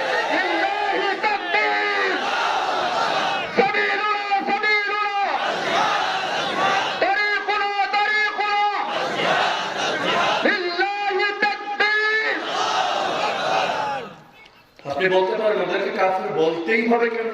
আমি সহজ জবাব দিব, দুই বিপরীতমুখী জিনিস এক এ টাইম হক হতে পারে না। আমি বললাম এখন রাত, আপনি দাঁড়িয়ে বললেন এখন দিন। এখন উভয়ের বক্তব্য একই সাথে সত্য হতে পারে? আরে বুঝতেছেন তো কথা? উভয়ের দাবি একই সাথে সত্য হতে পারে? যদি আমি সত্যবাদী হই, এর অপরিহার্য পরিণাম আপনি মিথ্যা হবেন। আর যদি আপনি সত্যবাদী হন, এর অপরিহার্য পরিণাম আমি মিথ্যা হবেন। কাদিয়ানিদের শুধু একটা আকীদা না, ওদের বহু আকীদা, কয়েক বছর আকীদা ইসলামের সম্পূর্ণ বিপরীত অবস্থানে রয়েছে। এখন যদি বলেন ওরা মুসলমান, তাহলে মেনে নেন আপনি কাফের, কারণ জিনিস তো বিপরীত, সামঞ্জস্য হবে না। যেমন আমরা বলবো নবীর পর নবী নেই, ওরা বলবে আছে, তো এই দুটোর মিলাবেন কেমন? এটা তো আর এমন না যে যেইটা লাউ সেইটাই করবো, যেইটা করবো সেইটাই লাউ, এরকম ত্যাগ করে চালানোর সুযোগ নাই, সম্পূর্ণ বিপরীত জিনিস। এখন কেউ যদি আলুর পটল বলে, এর দ্বারা দুইটা জিনিস প্রমাণিত হয়, এক নম্বরে ওইবারে আলু ছিল না, দুই নম্বরে পটল ছিল। যদি একটা চিন্তা তাইলে আলুর অন্তত পটল করতো না। তো কাদিয়ানিদের কেউ মুসলমান বললে এর অপরিহার্য পরিণাম আপনি কার? আর যদি বলেন আপনি মুসলমান, তাহলে মানতে হবে সে। এটা কারোর কাছে আমরা দাবি জানাবো না, তুমি কাফের তারে ঘোষণা করো। আর তুমি যদি মুসলমান হও, তোমার নিজের ঈমানের দাবি হলো তুমি কাফের রে কাফের বলবা। সাদাকে সাদা বলা, কালোকে কালো বলা, এটাই তো ন্যায়, এটাই তো ইনসাফ। তো বলছেন এগুলো হলো মুনাফিকের উদাহরণ, যারা ইসলামের অকাট্য বিধানের মধ্যে ভিন্ন ব্যাখ্যা করে এবং এর দ্বারা প্রমাণিত হয়ে যায় তার ভেতরে যেটা আছে এটা কুফর, বাইরে যেটা আছে এটা ইমান। যেমন আরেকটা দলের নাম বলে হিজবুত তৌহিদ, নাম শোনেন না? ইসলামের পর্দা থেকে শুরু করে বহু বিধানের, এমনকি দাজ্জাল, ইসলামের জিহাদ, এটা প্রিয় বহু বিধানের এমন অপব্যাখ্যা করে যে অপব্যাখ্যা না কোরআনের আলোকে গ্রহণ করা যায়, না হাদিসের আলোকে গ্রহণ করা যায়, না উম্মতের হাজার বছরের ইজমায়ের আলোকে গ্রহণ করা যায়। বরং ইসলাম বলে একটা, ওরা বলে আর একটা। আমরা পর্দা বলতে কি বুঝি? নারীরা ঢেকে রাখা, এটার নামই তো পর্দা। কিন্তু ওরা পর্দা বলতে বুঝে না, পর্দা মানে হলো নারীর বীরত্ব। সুতরাং নারী নিজেরা ঢেকে রাখবে কেন? ওদের সমাবেশের মধ্যেও দেখবেন নারী পুরুষ একসঙ্গে বসে। ওদের কথা হলো নারী বীরত্বের সঙ্গে ময়দান কাঁপিয়ে বেড়াবে এবং নারী ময়দানে নেমে এসে জিহাদ করবে, এটা নামই লাগে পর্দা। নাউযুবিল্লাহ। এই যে ইসলামের যে কোনো বিধান যদি কেউ পরিবর্তন করে, যেমন কেউ যদি বলে নামাজ বলতে তুমি যেটা বোঝো, আসলে এটা নামাজ না, নামাজ মানে হলো মদ খাওয়া, এই কথা বললে তার ইমান থাকবে? আর থাকবে নাকি? ইসলামের কোন বিধান অপব্যাখ্যা। এখন থেকে 2 মাস আগে টকশোর মধ্যে এক মাওলানা সাহেব বললো, আল্লাহ তার হেদায়েত দান করুন, সে বললো যে ওলামায়ে কেরাম ভাস্কর্যের বিরোধিতা কেমনে করে আমার বুঝে আসে না, কাবা শরীফ নিজে একটা ভাস্কর্য, আমি তো আসমান থেকে বলবো, আরে পাগল বলে তো, আর অন্য কথা বলবি বল, কিন্তু কাবা শরীফ রে কেউ যদি ভাস্কর্যের সঙ্গে তুলনা করে, ওর ইমান থাকবে? ইমান থাকবে না। ইসলামের প্রতিটা প্রতীক পবিত্র, এর পবিত্রতা নিজের জান দিয়ে হলে হেফাজত করতে হবে। আর তুমি তোমার মত প্রমাণ করার জন্য কাবা শরীফের সঙ্গে যদি তুমি বেয়াদবি করো, তোমার লেবাস পোশাক যাই হোক, নামের আগে মাওলানা না, 100টা ডিগ্রিও যদি থাকে, আমি বলবো তুই বেটা মুসলমান না, তুই কাফের।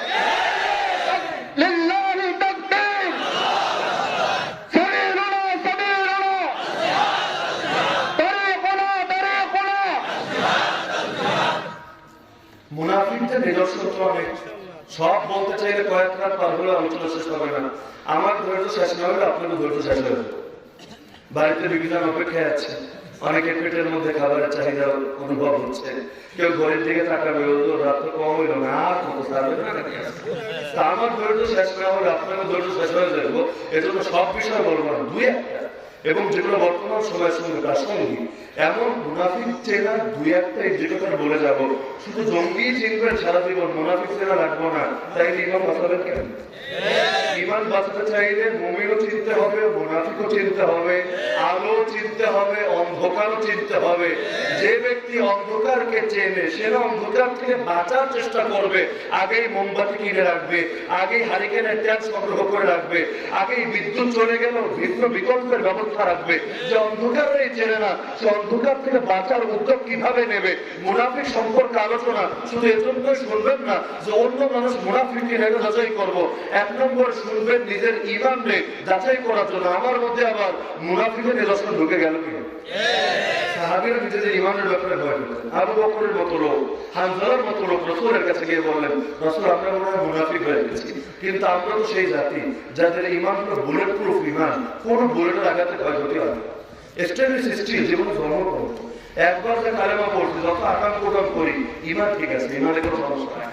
অনেকে ধারণা আছে না এমন, কিন্তু এই ইমানটারে যাচাই করতে হবে, কারণ ইমান একবার ঢুকে ছেড়ে মানে এটা না, এই ইমানটা নিয়ে কবরে যেতে পারবো। আর সাহাবীদের মধ্যে বহু সময় এমন হয়েছে, কিছু কিছু মানুষ ইমান হারা হয়ে মুরতাদ হয়ে গেছে। মেরাজের ঘটনার পরে, কিবলা পরিবর্তনের ঘটনার পরে, আল্লাহ রাসূলের শেষ বিদায়ের পরে অনেক হাজার হাজার মানুষ যারা ইতিপূর্বে ইমান এনেছিল, এই ঘটনাগুলোর পর প্রকাশ্যে ঘোষণা দিয়ে কাফের হয়ে গেছে। যদি তাদের ব্যাপারে যারা নবীরা সচক্ষে দেখেছে, তাদের ক্ষেত্রেই যদি এটা কারো কারো ক্ষেত্রে সম্ভব হয়, আমি আপনি কই আছি, আল্লাহর সঙ্গে আমার হাতে কোনো চুক্তি নাই যে ইমানটা নিয়ে কবরে যাইতে পারবো। আর এমন হতে পারে 100 বছর ইমানের উপর আছি, মরার একদিন আগে ইমানটারে হারায়া একেবারে কুকুর নিয়ে কবরে যাবো। আর ইমান হারাই থেকে না বুঝবেন কেমন? বলবেন হুজুর আমাকে বোঝা লাগবো না। ইমান হারায় 3 জিনিসের দ্বারা, এমন কথা যেটার দ্বারা ইমান ভাঙে, এমন কাজ যেটার দ্বারা ইমান নষ্ট হয়, এমন বিশ্বাস যেটা ইমান বিরোধী। কিন্তু মজার বিষয় শুনবেন, উজু ভঙ্গের কারণ জানি, জানেন না? সিরিয়ালে না জানলেও অনেকগুলো বলতে হবে। হুজুর মলমূত্র ত্যাগ করলে, বাথরুমে গেলে উজু ভাঙে, বায়ু ত্যাগ করলে উজু ভাঙে, ঘুমাইলে উজু ভাঙে, রক্ত বেরোলে উজু ভাঙে, এগুলো বলতে পারবেন না? বলবেন রোজা ভাঙে কি কি করতে, কি কি করলে অনেকগুলো আপনি বলতে পারবেন। হুজুর রোজার থেকে খাইলে রোজা ভাঙে, পানি পান করলে রোজা ভাঙে, বউয়ের সঙ্গে একটু মজা ফুর্তি করতে গেলে আর কান বইতে গেলে রোজা ভাঙে। এরকম নামাজের ব্যাপারে বলতে পারবেন। নামাজের মধ্যে যদি কেউ অনেক জোরে কথা বলে হেসে ওঠে, তাহলে তার নামাজ ভাঙবে, এরকম কিছু কারণ অনেকেই বলতে পারবেন। কিন্তু যদি জিজ্ঞেস করি কোন কথায় ঈমান ভাঙে, কোন কাজে ঈমান ভাঙে, কোন বিশ্বাসে ঈমান নষ্ট হয়, আমার মনে অধিকাংশ লোকের কি মনে হয় বলতে পারবে? আমি বলবো সিরিয়াল লাগবে না, সিরিয়াল ছাড়ে 10টা আমরা শোনান, 10টা দূরের কথা 2টা শোনাতেই প্যান্ট খারাপ হয়ে যাবে। তার ঈমান নষ্টের কারণে যখন জানি না, চেক করবো কেন? চেক তো তখনই করতে পারতাম যখন আমি কারণ জানতাম। ওই একবার উজু করে যদি উজু ভঙ্গের কারণ না জানি, এক উজু নিয়ে মরণ পর্যন্ত চলবে। ঘুম থেকে উঠে নামাজ পড়বে, বাথরুম থেকে আইসা নামাজ পড়বে। যদি জিজ্ঞেস করে ও কথা না উজু করো না কেন, বলবে আর করছি একবার আসবো 8 বছর 10 বছর আগে। তাহলে উজু ভাঙে কেন? আপনি জানছেন যে এই কাজ করলে ভাঙে, আপনি আবার নতুন করে উজু করছেন। এখন ঈমানের ব্যাপারে না জানলে ঈমান নিয়ে মেহনত করবেন? আজকাল ঈমানের মেহনত সবচেয়ে দুর্বল। ঈমানের মেহনত মানে অনেকে বলছে আমলের মেহনত। আরে ঈমানের মেহনত মানে শুধু এটা না জিকির করবেন, ঈমানের মেহনত মানে শুধু এটা না যে স্টাইল গঠন করবেন, এগুলো সব আমল রিলেটেড। ঈমানের মেহনতের 1 নম্বর নাম আপনার বিশ্বাসকে পরিশুদ্ধ করবে। এই মুনাফিকদের বড় বড় কিছু ইন্ডিকেটর আছে, এর মধ্যে অন্যতম একটা ইন্ডিকেটর যুগের সাথে একটু মিলাবেন। তারা কখনোই চায় না মুসলমান দিন কায়েমের জন্য ঐক্যবদ্ধ। আজকাল ঐক্যের কথা অনেকেই বলে, তবে অনেকগুলো আছে আবার কসমেটিক ঐক্য। আমি বলি কসমেটিক মানে শুধু ঐক্যের জন্য ঐক্য, জাস্ট একটা প্যান্ট আছে। তাও আমার ঐক্য মানে কেমন ঐক্য? আমার দলের ঐক্য, আমার সভাপতি নাই ঐক্য, আমার দলের ব্যানারে ঐক্য করো। কেউ কেউ ব্যানার ছাড়তে রাজি না, এজন্য ঐক্যের কথা সবাই বলে। কিন্তু এই দেশে অন্তত আর ঐক্য হয় না। মানুষ 3 জন থাকলে দল কমপক্ষে 2টা হয় না? কি বিশ্বাস করেন? এমনকি আমাদের মধ্যেও সবার মধ্যে। তো এই মুনাফিকরা চায় না কখনো দিন কায়েমের জন্য ঐক্যবদ্ধ। ঐক্য দরকার, অবশ্যই দরকার, তবে ঐক্যের জন্যই শুধু ঐক্য না, ওয়াজ মাহফিল করার জন্য শুধু ঐক্য না, মসজিদ মাদ্রাসা বানানোর জন্য শুধু ঐক্য না, বরং আল্লাহর জমিনে আল্লাহর দ্বীনকে শতভাগ কায়েমের জন্য ঐক্য।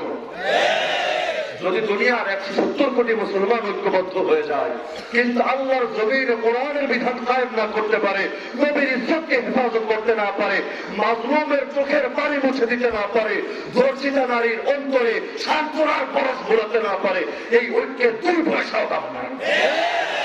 আমাদের ঐক্য হবে দিন কায়েমের জন্য, নইলে আরে আমল তো হচ্ছেই, কম হোক আর বেশি হোক। মাহফিল 2টা কম হলে ইসলাম নষ্ট হয়ে যাবে, মাদ্রাসা যদি 2টা কম হয় ইসলাম বরবাদ হয়ে যাবে না। কিন্তু ইসলাম যদি 100 ভাগ কায়েম না থাকে, মুসলমান তো কোনোদিনও পরিপূর্ণ মুসলমান হতে পারে। আরে আপনি যে দাবি করেন আমি প্র্যাকটিসিং মুসলিম, কয় % ইসলাম প্র্যাকটিস করে নিজের প্র্যাকটিসিং মুসলিম বলেন? শুধু ব্যক্তি জীবন রিলেটেড ইসলামের বিধানের বাইরে কি মানতে পারেন বলেন? আদালতে কি ইসলাম মানতে পারেন? আদালতে যাওয়া লাগে না? বউরে তালাক দিলে কয়জন ইসলাম মানতে পারেন? এলাকার সালিশের কবলে পড়ে, বিভিন্ন কুফরি আইনের কবলে পড়ে মানা যায় না, বিচার আচারের ক্ষেত্রে মানা যায় না, শাসন ব্যবস্থার ক্ষেত্রে মানা যায় না, অর্থনীতির ক্ষেত্রে মানা যায় না, ক্রয় বিক্রয়ের ক্ষেত্রে মানা যায় না, ব্যাংকিং করতে গেলে মানা যায় না, অধিকাংশ ক্ষেত্রে তো মানা যায় না। এমনকি যারা ব্যবসা করে অনেকে নিজেও সাক্ষ্য দিবেন যে হুজুর না চাইলেও সুদ খাওয়ার আগে সিস্টেম দিয়ে আমি বানাই। এমনকি ইসলামী ব্যাংকের নামে যেগুলো আছে তারাও 100% ইসলামের উপর থাকতে পারবে। ওই আপনার বাংলাদেশ ব্যাংকের লোক চুক্তি করবো, এখানে করবো, এখানে করবো, তারও ওই সুদ দেওয়াই যাবে, আপনারা না। কিন্তু ওইটার সাথে তার সম্পর্ক রাখতেই হবে, সিস্টেমের বাইরে সে কোনোদিনও যেতে পারবে না। এই যে ঘুরে ফিরে শুধু কুফর আর কুফর, আমরা তো আবার কুফরও ছিল। এই দেশে কত কিছু দাবি। এমনকি এই গত মনে হয় 2-3 বছর আগে হাইকোর্টের সামনে একটা দেবীর মূর্তি বসানো হয়েছিল, মনে আছে? থেমিস দেবী, গ্রিক দেবতা, সেই থেমিসের মূর্তি বসানো হয়েছিল। এটা নিয়ে আন্দোলন হয়েছে এবং হওয়া উচিত। আন্দোলনের পর সামনে থেকে এটা পিছনে নিয়ে গেছে, যা যাবাই সামনে দিয়ে না আসুক, পিছন দিয়ে আসুক, আপত্তি নেই। আমার পয়েন্ট হলো সেই সময় আমি মনে মনে আশা করেছিলাম যে একটা দাবি উঠবে। দেখেন বাইরের যে ভাস্কর্যটা ছিল এটা যদিও হারাম, কিন্তু পূজা কিন্তু কেউ করতো না, কারণ ওইটা বাংলাদেশের দেবতা না, গ্রিকের দেবতা। বাংলাদেশের ফেমিস বাঙালি এলাকায় মানুষ শুনে নেয়, এটার পূজা কেউ করতো না।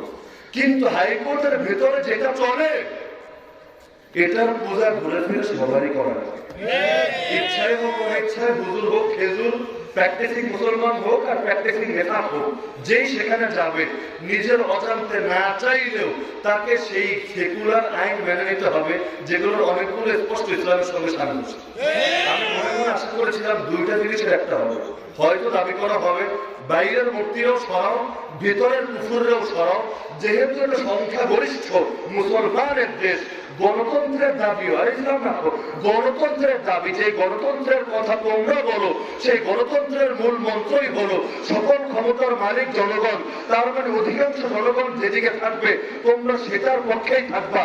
আর প্রত্যেকটা এলাকায় এলাকায় হাতে মাঠে ঘাটে পাচারে গিয়ে এমনকি জনপ্রতিনিধি এই দেশে যারা আছে, যত চেয়ারম্যান, যত মেম্বার, যত মেয়র, যত কাউন্সিলর, তাদের থেকে নিরপেক্ষ সাক্ষ্য এবং ভোট নিয়ে দেখো তারা কি ইসলাম চায় না কাফের মুশরিকদের চাপিয়ে দেওয়া সেকুলার আইন চায়।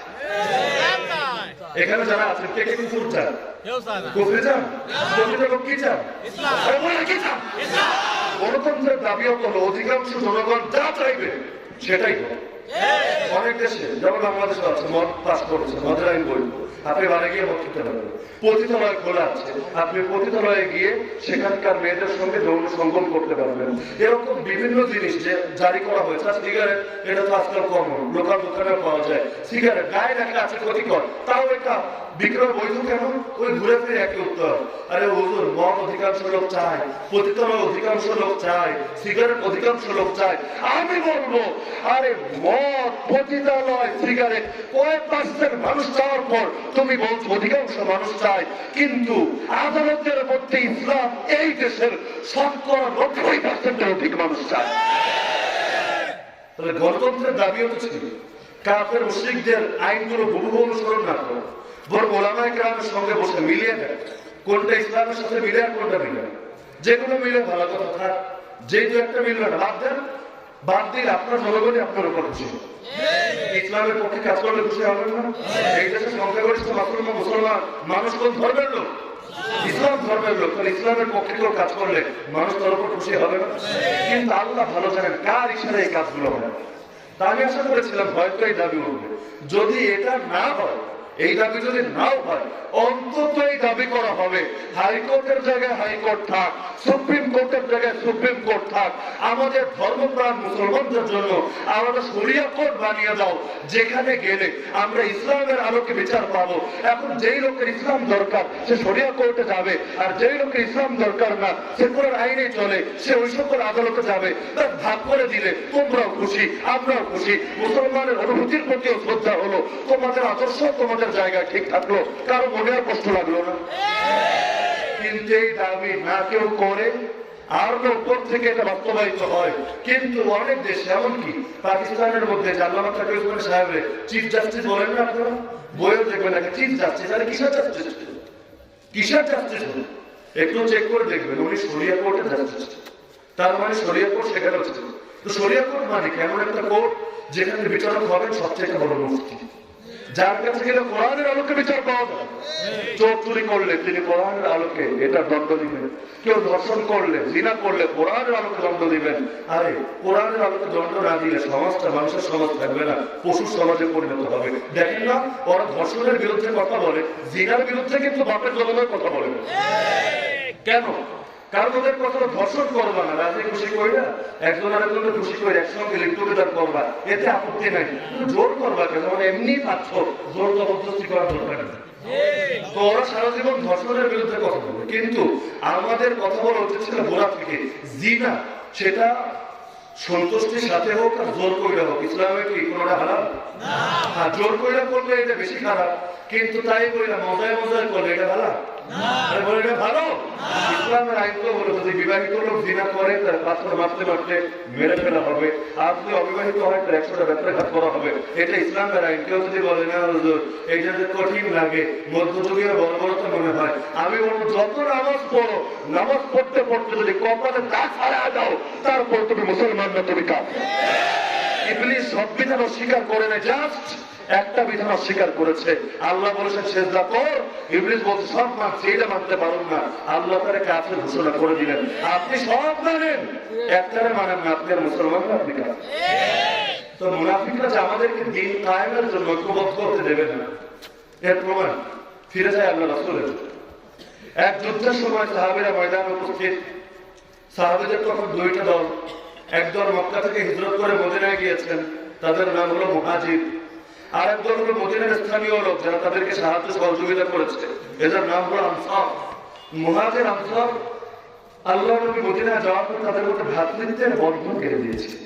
এমনকি সেই ভ্রাতৃত্ব এত মজবুত ছিল, ইসলামের প্রথম দিকে যদি কোনো ভাই মারা যেত, অপর ভাইটা সম্পদের অংশ। মুহাজির আনসার একেবারে ভাই, আপন ভাইয়ের চাইতেও বেশি আপন হয়ে গেছে। এমনকি নিজের সম্পদ দিয়ে দিতে রেডি। যখন বলুন সম্পদ দিব না, তাই এক কাম করো, অর্ধেক অর্ধেক ভাগ করি, তুমি অর্ধেক নাও আমি অর্ধেক। তো এত বেশি কোরবানি করতে, এমনকি নবী বেফান দিয়ে পাঠালেন এক আনসারী সাহাবীর ঘরে, ঘরে নিয়ে গিয়েছেন খাবার খাওয়াবেন। বউরে জিজ্ঞেস করেন খাবার টাবার আছে নাকি? বউ বললো যা আছে তা দিয়ে একজন খেতে পারবে। এখন আমরা খেলে মেহমান পাবে না, মেহমান খেলে আমরা পাবো। বললো ঠিক আছে, তাহলে এক কাজ করো, ঘটনা অনেকে জানেন যে খাবার দস্তরখান বিছাও, খাবার দিয়ে দাও। যখন খানা শুরু করবো, তুমি মোমবাতি ঠিক করে ভান করে মোমবাতিটা নিভিয়ে দিবে, কুপিটাকে নিভিয়ে দিবে। আমরা খাওয়ার ভান করবো, মুখ দিয়ে আওয়াজ করতে থাকবো। সে ভাববে আমরা খাচ্ছি, কিন্তু সে আদৌ টের পাবে না যে ঘরে খাবারই নেই, খাবো। তো মেহমান খুশি থাক, আমার কষ্ট হয়, আমাদের মতো না। আমি বাঁচবো, আরে মেহমান মরলে মরুক গিয়ে, কিরুনি খাই খাই আমার, আমি তো ঠিক আছে। তো যখন এই আচরণ হলো, রাতের বেলার ঘটনা, সকালে আল্লাহ নবীর কাছে সেই সাহাবী আসলো, নবী তাকে শুনালেন আল্লাহ তোমার ব্যাপারে কোরআনের আয়াত নাযিল করেছে, ওয়ায়ুসিরুনা আলা আনফুসিহিম ওয়ালাউ কানা বিহিম খাসাসা। তারা অন্যকে নিজের উপর প্রাধান্য দেয়, স্যাক্রিফাইস করে, যদিও এতে তাদের কষ্ট হয়, তারপর নিজের চাইতে অন্য ভাইকে বেশি দামি মনে করে। তো এই মানুষগুলো যারা নিজে না খেয়ে ভাইকে খাওয়ায়, নিজের সম্পদ ভাইয়ের জন্য কোরবান করে দেয়, আরে ভাইয়ের জন্য হাসি মুখে নিজের প্রাণটা উৎসর্গ করে দেয়। আরে আবু জাহেলের ছেলের ঘটনা আপনারাও জানেন। এই ক্রিমা আহত হয়ে পড়ে আছে ময়দানে, পানি পানি বলে চিৎকার করছে। একজন মুখের সামনে পানি নিয়ে গেল, পাশ থেকে সে যখন পানি খাবে, পাশ থেকে হঠাৎ আরেকজন পানি পানি বলে চিৎকার করে উঠলো। সে বলল আরে আমার চিন্তা পরে হবে, আরে যাও যাও আমার ভাইয়ের কাছে নিয়ে যাও। যখন তার ভাইয়ের কাছে নিয়ে যাওয়া হলো, সে মুখের কাছে গ্লাস নিয়েছে, পানি খাবে, এমন সময় পাশ থেকে আরেকজন পানি পানি বলে চিৎকার করে উঠলো। তৃতীয় ব্যক্তির কাছে গিয়ে দেখলো তার প্রাণ বায়ু দুনিয়া ত্যাগ করেছে। দ্বিতীয় জনের কাছে ফিরে এসে দেখলো শাহাদাত বরণ করেছে। আবু জাহেলের ছেলে, যে ইসলামের বিরুদ্ধে এক যুগে বহু যুদ্ধ করেছে, পরবর্তীতে মুসলমান হয়েছে, আবু জাহেলের মৃত্যুর পর, মক্কা বিজয়ের পর তার কাছে ফিরে এসেছে। এসে দেখে সেও দুনিয়াতে নাই, দুনিয়া থেকে চলে গেছে। তিনটা মানুষ শহীদ হয়ে গেল, পানি আর খাওয়া হলো। আপনারা জানেন মৃত্যু যন্ত্রণার সময় পানির কি চাহিদা হতে পারে। এমনকি অনেকের অবস্থা এমন হয়, 7 সমুদ্র পানি ঢাললেও তৃষ্ণা মিটবে। তো সেই সময় এক গ্লাস পানি নিজে না খেয়ে, সেই সময় নিজের ভাইকে খাওয়ানো যেন যেন ব্যাপার না। আমরা তো তারা যারা যুগের শ্রেষ্ঠ হকপন্থী ওলামায়ে কেরাম যারা, তাদের পাশেও দাঁড়াতে পারি না।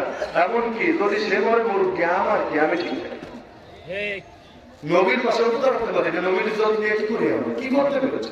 ফ্রান্স একটা বার সরি বলেছে, এই যে 170 কোটি মুসলমান, 57টা মুসলিম কান্ট্রি আছে, প্রতিটা কান্ট্রিতে মুসলমানদের প্রেসিডেন্ট আছে, প্রধানমন্ত্রী আছে, মুসলমানদের পার্লামেন্ট আছে, মুসলমানদের সামরিক ক্ষমতা আছে।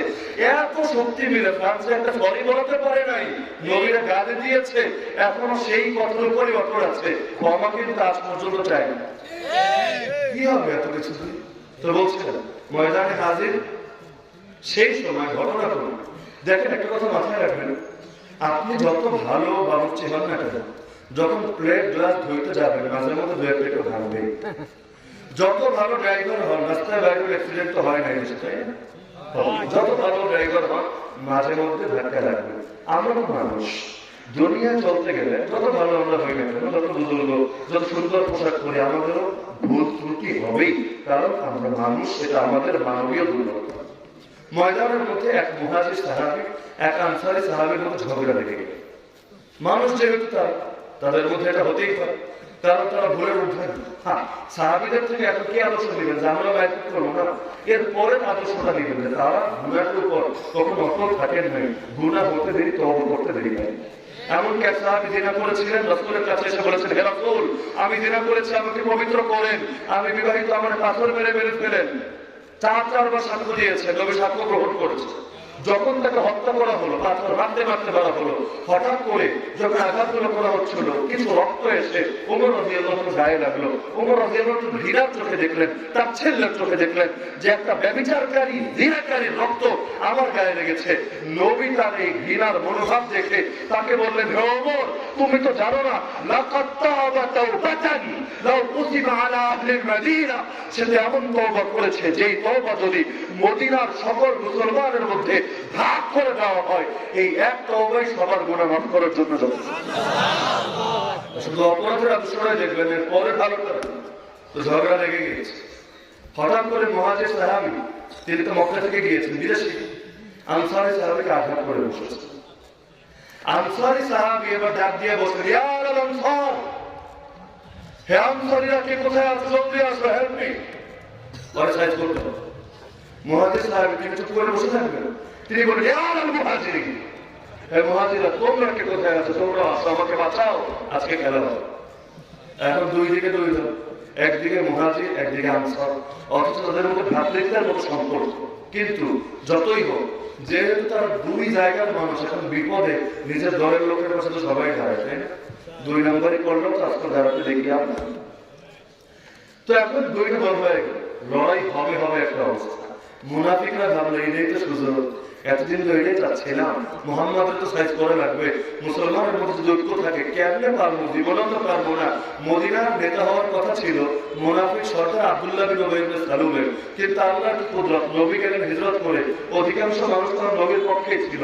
মদিনার প্রত্যেক ঘরে ঘরে একজন লোক হলে অন্য ছিল যে কালেমা করে নিয়েছে, সবাই নবীর পক্ষে চলে আসলো।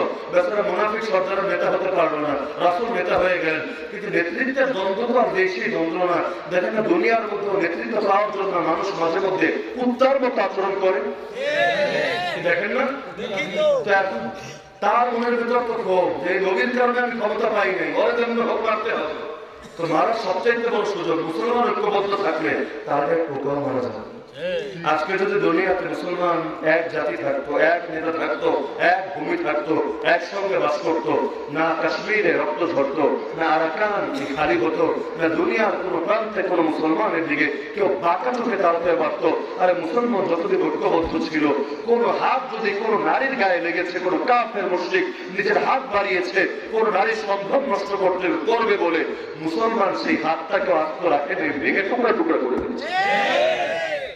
আরে যদি এই জামানার মধ্যেও ইসলামের ঐক্য থাকতো, সকল জাতি, আরে ঐক্য মানে অনেকে আমার কিছু ঐক্য মানে আমরা সবাই চলে ছেড়ে, দুনিয়ার মধ্যে ফিকহি যে ইখতিলাফ আছে, হাদিসের আলোকে যে ইখতিলাফ গুলো হয়, হাদিসের ভিন্নতার কারণে, এগুলো আপনার থাকবে না, সবাই একমাত্র উপর আসবে না।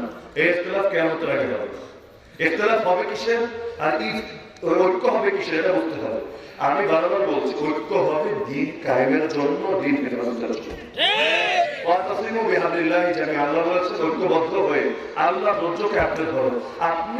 আপনি ফিকহি ক্ষেত্রে ভিন্ন মত লালন করতে পারেন, কিন্তু আল্লাহ যে আপনার রব, আপনার ইলাহ, নবী মুহাম্মদ যে আপনার রাসূল, আর এই ব্যাপারে তো কেউ ইখতিলাফ করার কথা না।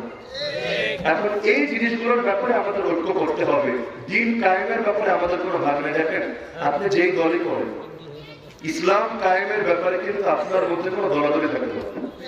কারণ ইসলাম আওয়ামী লীগেরও না, বিএনপিরও না, জামাতেরও না, হেফাজতেরও না, কওমিরও না, আলিয়ারও না, সুন্নিরও না, বেদাতিরও না, ইসলাম সবার। এই ইসলাম যে ধারণ করবে সে মুক্তি পাবে, যে ধারণ করবে না সে মুক্তি পাবে না। যেহেতু ইসলাম সবার, সুতরাং ইসলামকে আঁকড়েও ধরতে হবে, হেফাজত করতে হবে সবাই মিলে। আরে কাফের মুশরিকরা যদি আমাদের মেরেই ফেলে, তাহলে আর ইখতিলাফ করবো কি কবরে গিয়ে?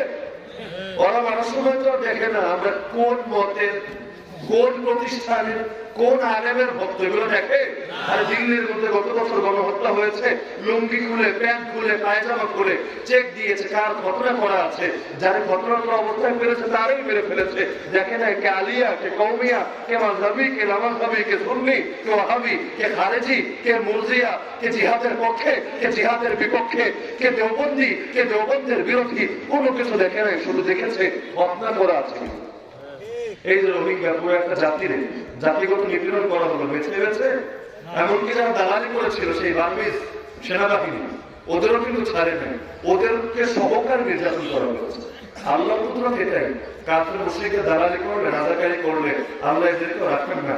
ব্যবহারের পর ওরা নিজেরাই কি শুরু করতে দূরের কর্মটা ছুড়ে মারে। ওই দেখেন অং সান সুচি জাতিসংঘে গিয়ে যেই দিন তার পতন হলো আর্মির হাতে, এর সর্বোচ্চ সপ্তাহ 10 দিন আগে জাতিসংঘে যে আদালত বসলো এই রোহিঙ্গা ইস্যু নিয়ে তাকে জিজ্ঞাসাবাদ করা হয়েছিল যে এই ব্যাপারে তোমার কি মত, কেন তোমার ক্ষমতা থাকা অবস্থায় তুমি শান্তিতে নোবেল পাওয়ার পরও তোমার দেশের মধ্যে পুরো একটা জাতির উপর জাতিগত নিপীড়ন হয়।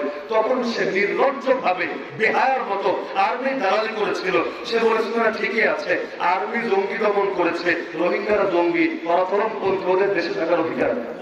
আল্লাহ কি কুদরত। এরপর সর্বোচ্চ সপ্তাহ বা 10 দিন এর মধ্যে, আমার নির্ধারিত দিনটা খেয়াল নেই, কিন্তু 10-এর বেশি হবে না, এর মধ্যে যেই আর্মির পক্ষে দালালি করেছিল সেই আর্মি গুলিরে ধরে জেলখানে ঢুকে আপনার নির্যাতন শুরু করে দিল। পুরো দেশের জনগণ রাস্তায় নেমে আসতো, তাও কাম হয় না। তোরা যত আন্দোলন করতে পারবি করে, গুলিরে আর ছাড়বো না, ওরা ধরছে তো খাবো, দালালি করে লাভ নেই।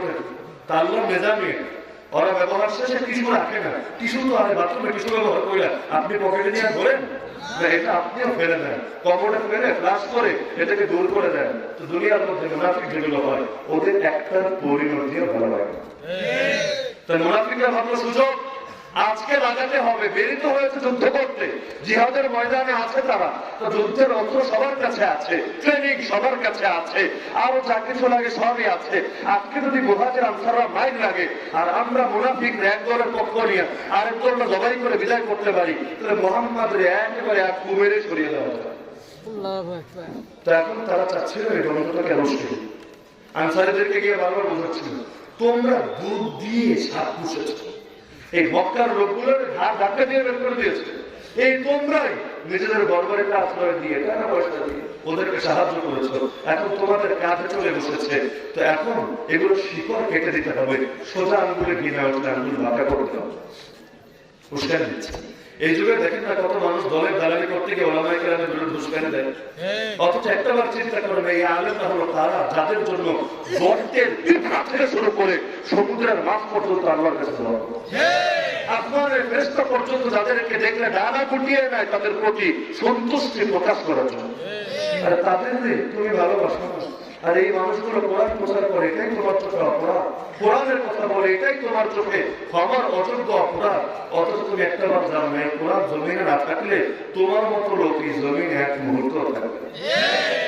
আজকাল মাঝে মধ্যে অবাক হয়ে দেশ নাকি গণতান্ত্রিক, গণতান্ত্রিক দেশের মধ্যে বাক স্বাধীনতা থাকবে, এটা হলো গণতন্ত্রের 1 নম্বর বৈশিষ্ট্য।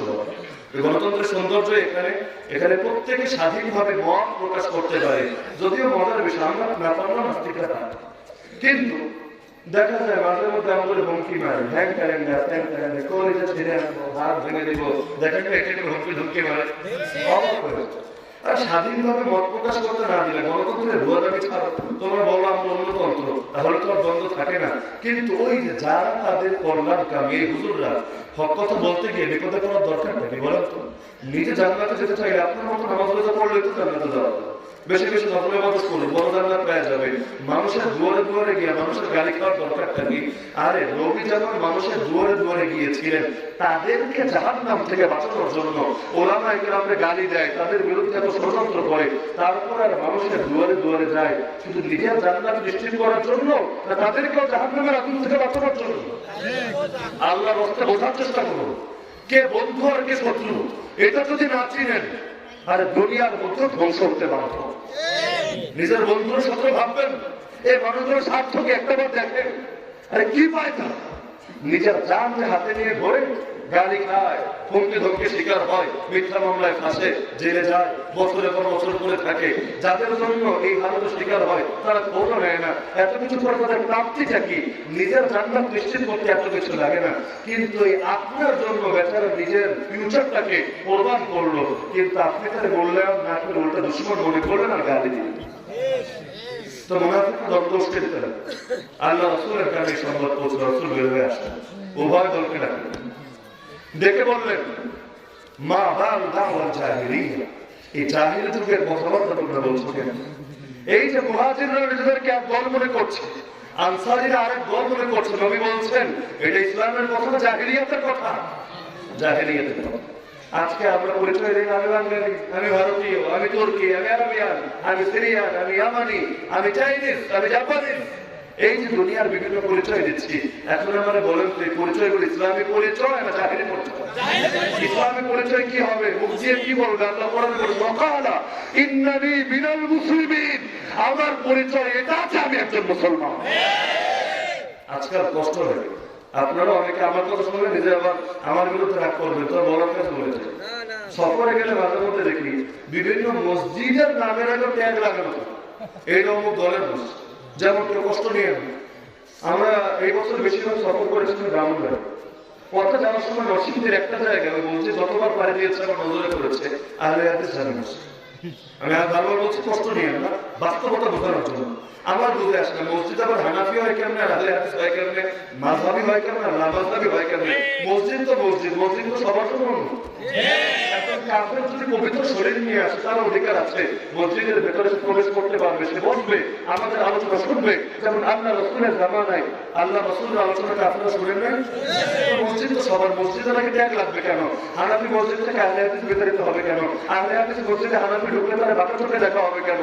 আরে তোমার সঙ্গে ইখতিলাফ থাকলে মারপিট হবে ইলমের টেবিলে, কিন্তু মসজিদের মধ্যে মারপিট কেন? কষ্ট লাগছে বেশি? আর কষ্ট লাগছে না? আজকাল সবকিছু মাহফিল নিয়ে বলেন, নিয়ে বলেন, এই ট্যাগাতে গিয়ে কেন্দ্র করে এখানে দ্বন্দ্ব। কিন্তু চাইলে কিন্তু ঐক্যবদ্ধভাবে সবাই কাজ করতে পারতো। এতে সমস্যা আমি এক দলের বলবো না, সমস্যা দুই দলের। সব জায়গায় ঢুকে গেছে কিছু উগ্র। আর ইসলামের ব্যাপারে সহনশীল হয়। যখন অস্তিত্ব সংকটে আমরা পড়ে গিয়েছি, সেই সময় অপর ভাইরে পর দুশমন মনে করি, আগে কাফের মুশরিকদেরকে সাহায্য করে আসি, নিজের ভাইয়ের দল লড়াই করেও করা যাবে। কিন্তু কাফের মুশরিক মারার সময় তো কে কোন দলের এটা দেখবে না। আরে বীর দেয়ালে থেকে গেছে, নিজেদের ইখতিলাফ আপাতত রাখি, আর ইখতিলাফ করলে এটা ইলমের টেবিলে রাখি, নিজের কিতাবের মধ্যে রাখি, এটা নির্ধারিত সার্কেলের মধ্যে রাখি। কিন্তু তাই বলে দ্বীনের মূল বিধানগুলো নিয়ে, নামাজ নিয়ে, জিহাদ নিয়ে, ইবাদত নিয়ে, মসজিদ নিয়ে, মাদ্রাসা নিয়ে আল্লাহ রহমতে ইখতিলাফ চাই। জিহাদের ময়দানে কে দেখা যাবো? আহলে হাদিস একদল, হানাফি আরেকদল, সুন্নি একদল, তাহেরি যার নেতৃত্বে থাকবে, আর একদিকে হলো ওয়াহাবি, ওদের ভাষা ওয়াহাবি, আরেক দল যাদের নেতৃত্বে অন্যরা থাকবে। এরকম ভাগাভাগি সুযোগ আছে? এরকম ভাগাভাগি করলে কাফের একটারও ছাড়বে না, একটার দিয়ে আরেকটার সাহায্য করবে, কাটা দিয়ে কাটা তুলবে। আমরা নিজেরাও বুঝতে পারছি না যে কাফের মুশরিক আমাদের মোড় ওদের থেকে সরিয়ে নিজেদের দিকে লাগিয়ে গেছে।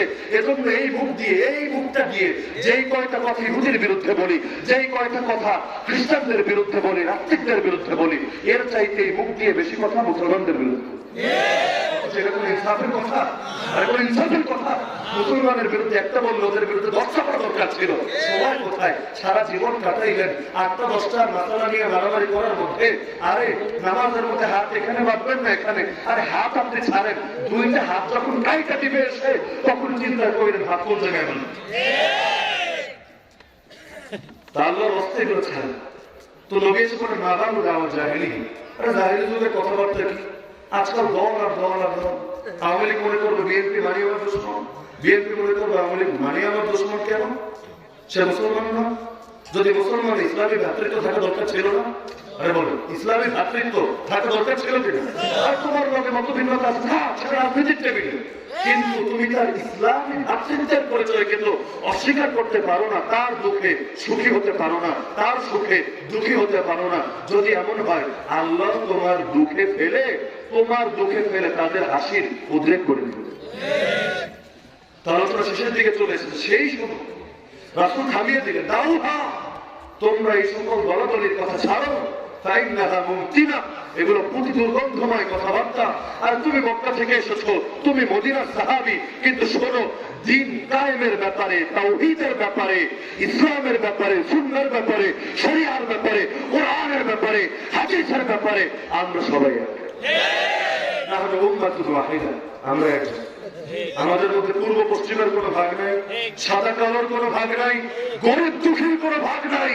আমাদের মধ্যে সবার সম্মিলিত পরিচয় অকাল ইন্নানি মিনাল মুসলিমিন, আমি বলবো আমি মুসলমানদের মধ্য হতে একজন, আমি একাই না, মুসলমানদের মধ্য হতে একজন। তার মানে আমার একটা জাতি আছে, সেই জাতির ভুলবো না, সেই জাতির সঙ্গে মিলে থাকবো, সেই জাতির যতদিন দুনিয়ার মধ্যে সুখী করতে না পারি একা একা সুখ ভোগ করবো। পারবেন তো ইনশাআল্লাহ? আরে পারবেন তো ইনশাআল্লাহ? দিন কায়েমের জন্য ঐক্যবদ্ধ হয়ে লড়তে পারবেন? আপনাদের চোখের পানি মুছে দেওয়ার জন্য এক হয়ে যেতে পারবেন? আল্লাহর জমিন, আল্লাহর দিন কায়েমের জন্য সাথ ফেরাবেন, ভুলে যেতে পারবেন? যদি পারেন এই জমিনের মধ্যে ইসলাম বিজয়ী হবেই হবে ইনশাআল্লাহ।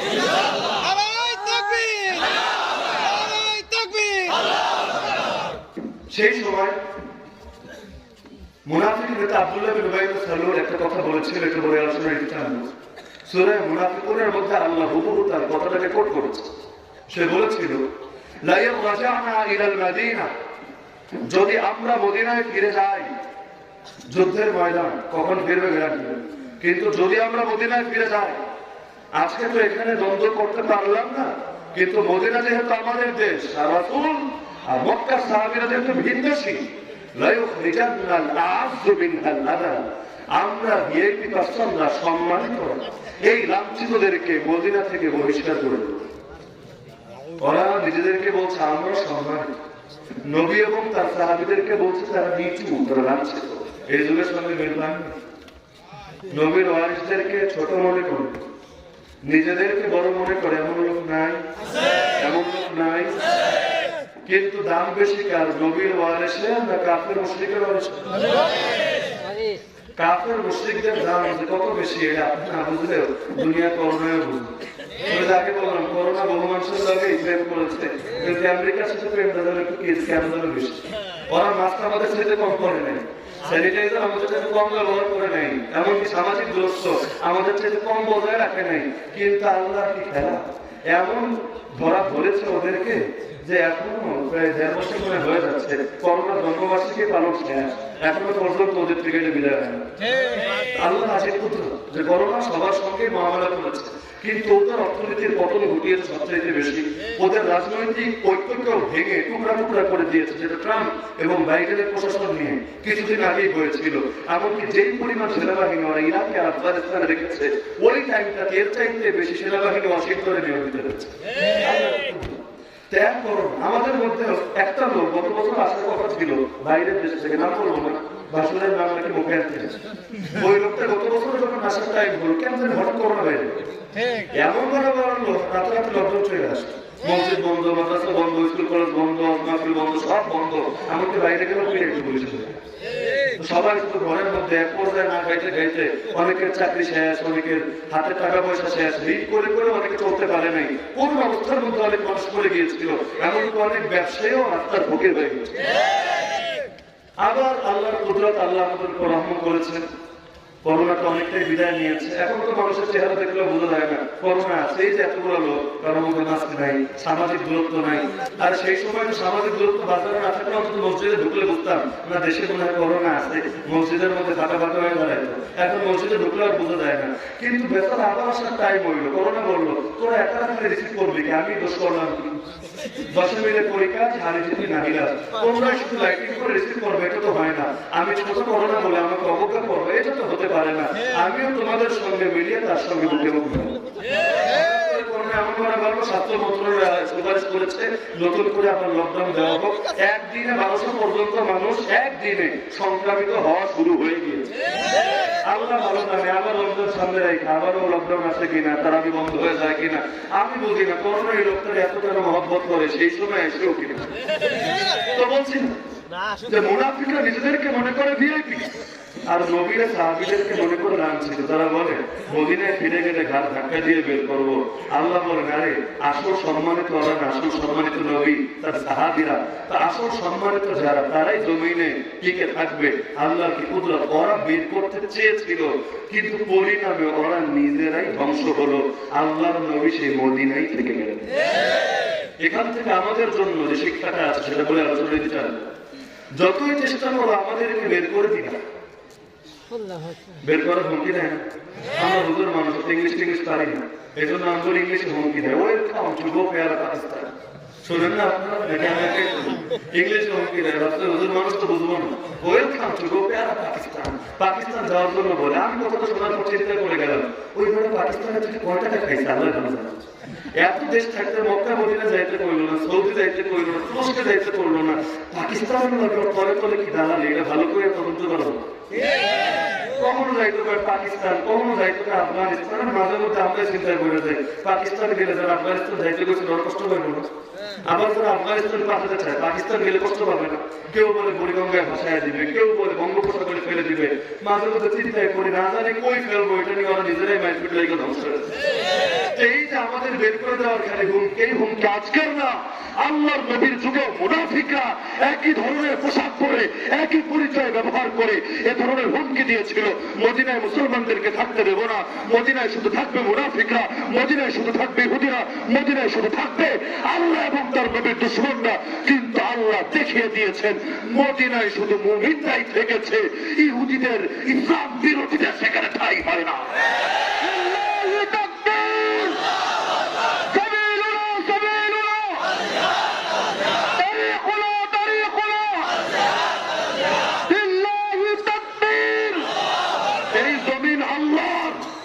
আল্লাহর জমিনে আল্লাহর গোলামরাই থাকবে, আল্লাহর জমিনে বসে আল্লাহর খেয়ে আল্লাহর করে যাদের আল্লাহরই পছন্দ হয় না তাদের কোন অধিকার নাই এই পৃথিবীতে থাকা। আল্লাহর জমিনে থাকতে হলে, আরে কোন বাড়িতে যদি তুমি ভাড়াটিয়া হিসাবে যাও, বাড়িওয়ালারা মেনেই থাকা লাগে, মাস শেষে ভাড়া দেওয়া লাগে, যেমনি নিয়ম কানুন মেনে চলতে বলে এমনি চলা লাগে। নইলে বাড়িওয়ালা 2-3 মাস পরে সে বলে যায় ভালো ভালো বাইরা, নইলে পোলা পানাই না ঘাট ধাক্কা দিয়া বেত। এটা আল্লাহর জমিন, আল্লাহর জমিনে বসে ইসলামের বিভিন্ন বিধান নিয়ে কটূক্তি করবা, ইসলাম ফোবিয়া ছড়াবা সারা দুনিয়ায়, মুসলমানদের খারাপ চিত্র দুনিয়ার কাফের মুশরিকদের সামনে উপস্থাপন করবা, ইসলামের বিভিন্ন প্রতীক নিয়ে ট্রল করবা, আর আল্লাহ সইবে না। আল্লাহ তাআলা তোমাদেরকেও এই জমিন থেকে বিতাড়িত করে দিবে। এটা আল্লাহর ওয়াদা। তোমাদের মধ্যে যারাই দিন থেকে সরে যাবে আল্লাহ তাদেরকে রাখবেন না, আল্লাহ তাদেরকে ওদেরকে পাল্টে দুনিয়াতে নতুন জাতি নিয়ে আসবেন যারা আল্লাহকে ভালোবাসবে, যারা আল্লাহকে ভালোবাসবে আল্লাহ তাদেরকে ভালোবাসবে। আমরা তোমাদেরকে বলবো এই জমিনটা তোমাদের বাপ দাদার না, এই জমিনের প্রতিটা ইঞ্চি ইঞ্চি মাটির মালিক আল্লাহ। আমেরিকার মালিক জো বাইডেন না, ইসরায়েলের মালিক নেতানিয়াহু না, ভারতের মালিক নরেন্দ্র মোদি না, এই পৃথিবীর প্রতিটা ইঞ্চি ইঞ্চি মাটির মালিক একজনই, আমেরিকার। এই জমিন যেহেতু আল্লাহ, সুতরাং এই জমিন আল্লাহর আদর্শই বিজয়ী থাকবে ইনশাআল্লাহ। যতই চেষ্টা করে দমাতে পারবা না। এই লড়াই মুসলমানের সাথে কাফের লড়াই না, আর এই লড়াই ইবলিস এবং তার বাহিরের সাথে খোদ আল্লাহর লড়াই। এই লড়াই আল্লাহর বিজয় সুনির্ধারিত ইনশাআল্লাহ। ইসলামের শত্রু, ইসলামের শত্রু আল্লাহর জমিনে দুশমনদের আসতে হবে না ইনশাআল্লাহ। সুতরাং আমরা তাদেরকে বলবো সময় থাকতে সুবোধ জাগ্রত করো। এখনো মরণ আসে নাই, তওবা করে মানুষ আল্লাহ তওবা করে দেবেন। কিন্তু যদি বেশি কেরামি করতে থাকো, আমার আল্লাহর নীতি হলো তিনি ছাড় দেন, যদি ছেড়ে দেন। হাদিস আছে আল্লাহ লা ইউলিদু যালিম, নিশ্চয় আল্লাহ জালিমরা ঢিল দেন, কিন্তু হাত্তা ইযা খাদাহু, যেদিন ধরেন লাম ইউফলিত, এমন ধরেন করে ছাড়াছাড়ি না। আল্লাহ যেদিন ধরবেন, ওরে পৃথিবীর জালেমরা যত বড় ক্ষমতার অধিকারী হোক, পালানোর জায়গাও খুঁজে পাবা না। তাওহীদের জনতা একদিন জাগবে ইনশাআল্লাহ। মানুষ চিরকাল ঘুমিয়ে থাকে না, আর যখন নিজের মেরুদণ্ডের উপর আঘাত আসে সে সময় সবাই, একটা কুত্তাও তো মরণ কামড় দিয়ে যায়। মুসলমান জাগবে ইনশাআল্লাহ। দেখেন না, যেই জমিনে মুসলমানের উপর নির্যাতন হয়েছে, দেখেন একটু খেয়াল করে, এর প্রতিটা জমিনে মুসলমান জেগে উঠেছে। যেখানে নির্যাতন হয় না ওইখানে আপোষ নাই, এখনো তো লাঠি কোমরে পড়ে নাই, এজন্য কাম খুঁজা পায় না, দুশ্মন খুঁজা পায় না, নিজেরাই নিজেদের দুশ্মন বানায়, মারপিট করে। কিন্তু লাঠি যখন পড়ে তখন আর ঘুমিয়ে থাকে না, জেগে ওঠে।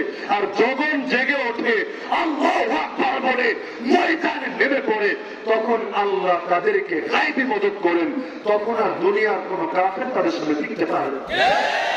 না ব্রিটিশ, না সোভিয়েত ইউনিয়ন, না the great United state of America যতই চেষ্টা করবো, গ্রেটার ইসরায়েল বানাবো, গ্রেটার ইন্ডিয়া বানাবো, গ্রেটার ইউরোপ বানাবো, আরে বানানোর স্বপ্ন দেখো। আমরা বলবো আল্লাহ নবী ওয়াদা দিয়ে গিয়েছেন শেষ জামানায় দুনিয়াটা গ্রেটার হবে, দুনিয়াটা অখণ্ড হবে। তবে অখণ্ড জমিন কার হবে? কার হবে? আল্লাহর জমিন আল্লাহরই হবে। সব পঙ্কিলতা ময়লা জঞ্জাল ধুয়ে মুছে সাফ হয়ে যাবে ইনশাআল্লাহ। সুতরাং ভালোই ভালো সতর্ক হয়ে যাও, সজাগ হয়ে যাও। নইলে বাড়িওয়ালার ঘর তো আমরা তো গোলাম, গোলাম তো মরিবের ঘরে থাকবে, এটাই তো স্বাভাবিক। ওরা তো গোলাম না, তখন তো ভালোই লাগে না মরিবে। আরে আল্লাহ তোদেরকে বিতাড়িত করবে। আমরা বলবো কোরআনের challenge Surah আর-রহমান, yeah মাশারাল জিন্নি wall ins in ইসতাতাতুম আন তানফুযু মিন আকতারিস সামাওয়াতি ওয়াল আরদি ফানফুযু। হে জিন জাতি আর মানুষ জাতি, যদি আসমান আর জমিনের বর্ডার ক্রস করতে পারো, যদি বাইরে যদি তোমরা যাও ভাগো এখান থেকে, আল্লাহর জমিনের থেকে শয়তানি আর করলো না।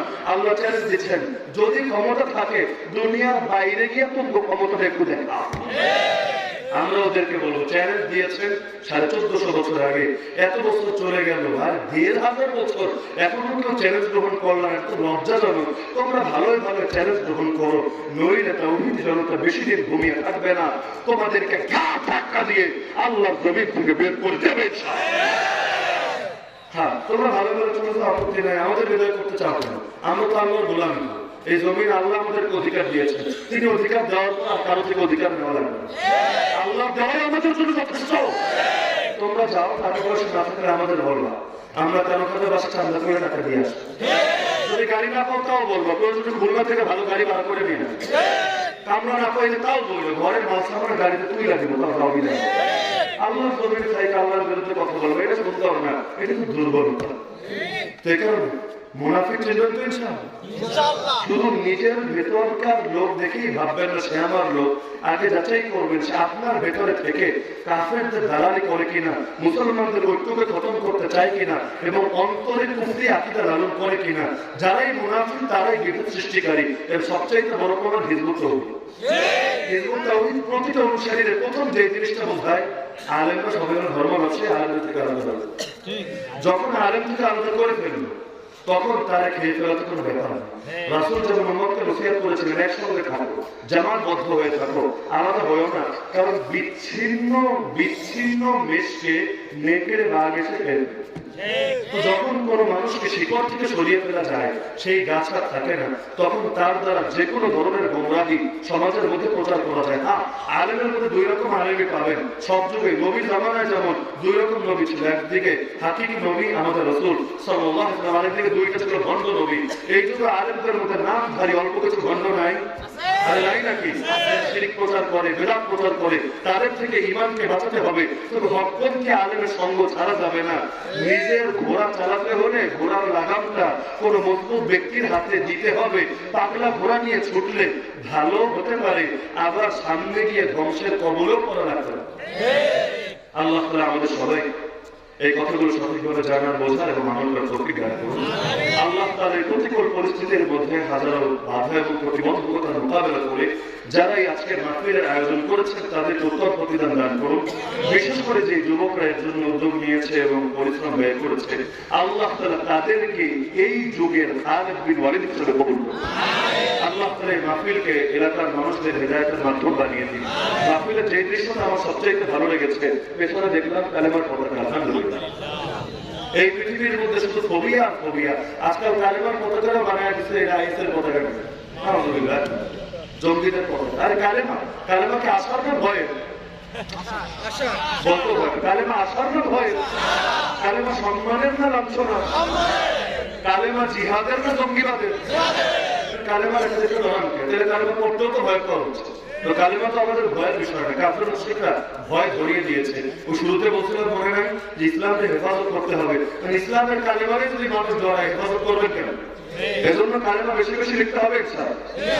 ঘরে লিখবেন, বাইরে লিখবেন, যেখানে আবার অবমাননা হয় এমন জায়গায় লিখবেন না। ওই সিনেমা হলে লিখবেন না, যে ঘরে টিভি চালানো ওই ঘরে লিখবেন না। তো সম্মানের জায়গাগুলোতে কালেমা বেশি বেশি লিখবেন।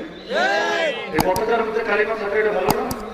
পতাকার মধ্যে ক্রুশ থাকতে পারে, পতাকার মধ্যে বিভিন্ন প্রাণী জন্তু জানোয়ারের চিহ্ন থাকতে পারে, পতাকার মধ্যে হাবি জাবি সব থাকতে পারে, কারণ ক্ষেত্রে সমস্যা নাকি আমার বুঝে আসে। যে কারণ ইসলামের বাচ্চা চাইলে ইসলামের প্রতিটা সম্মান জিনিসের সম্মান বজায় রাখতে হবে, তাহলে আল্লাহ আপনার সম্মান বজায় রাখবেন ইনশাআল্লাহ।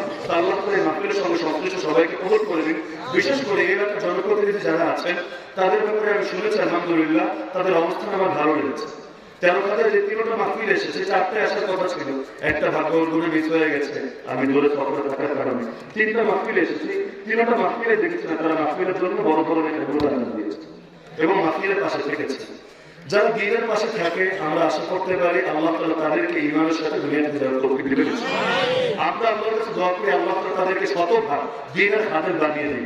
আল্লাহ তাআলা তাদেরকে কিয়ামতের দিন একেবারে 100% যারা ইসলাম মানে, এই মানুষগুলোকে 100% ইসলাম মানে সেই মানুষগুলোর কাতারে শামিল হওয়ার তৌফিক দান করুন। যে দ্বীনের খেদমতে থাকে আল্লাহ তার সাহায্য থাকেন। তো আমরা আশা করবো যে আগামীতে ইনশাআল্লাহ এখানকার জনপ্রতিনিধি যারা আছে তারা বাস্তবেই আরো সুন্দর করে মুসলমানদের পাশে থাকবেন ইনশাআল্লাহ। আল্লাহ আপনার পাশে থাকবেন। আল্লাহ তাআলা আমাদের সবাইকে কবুল করে নিন। ওয়া আখিরু দাওয়ানা আলহামদুলিল্লাহ।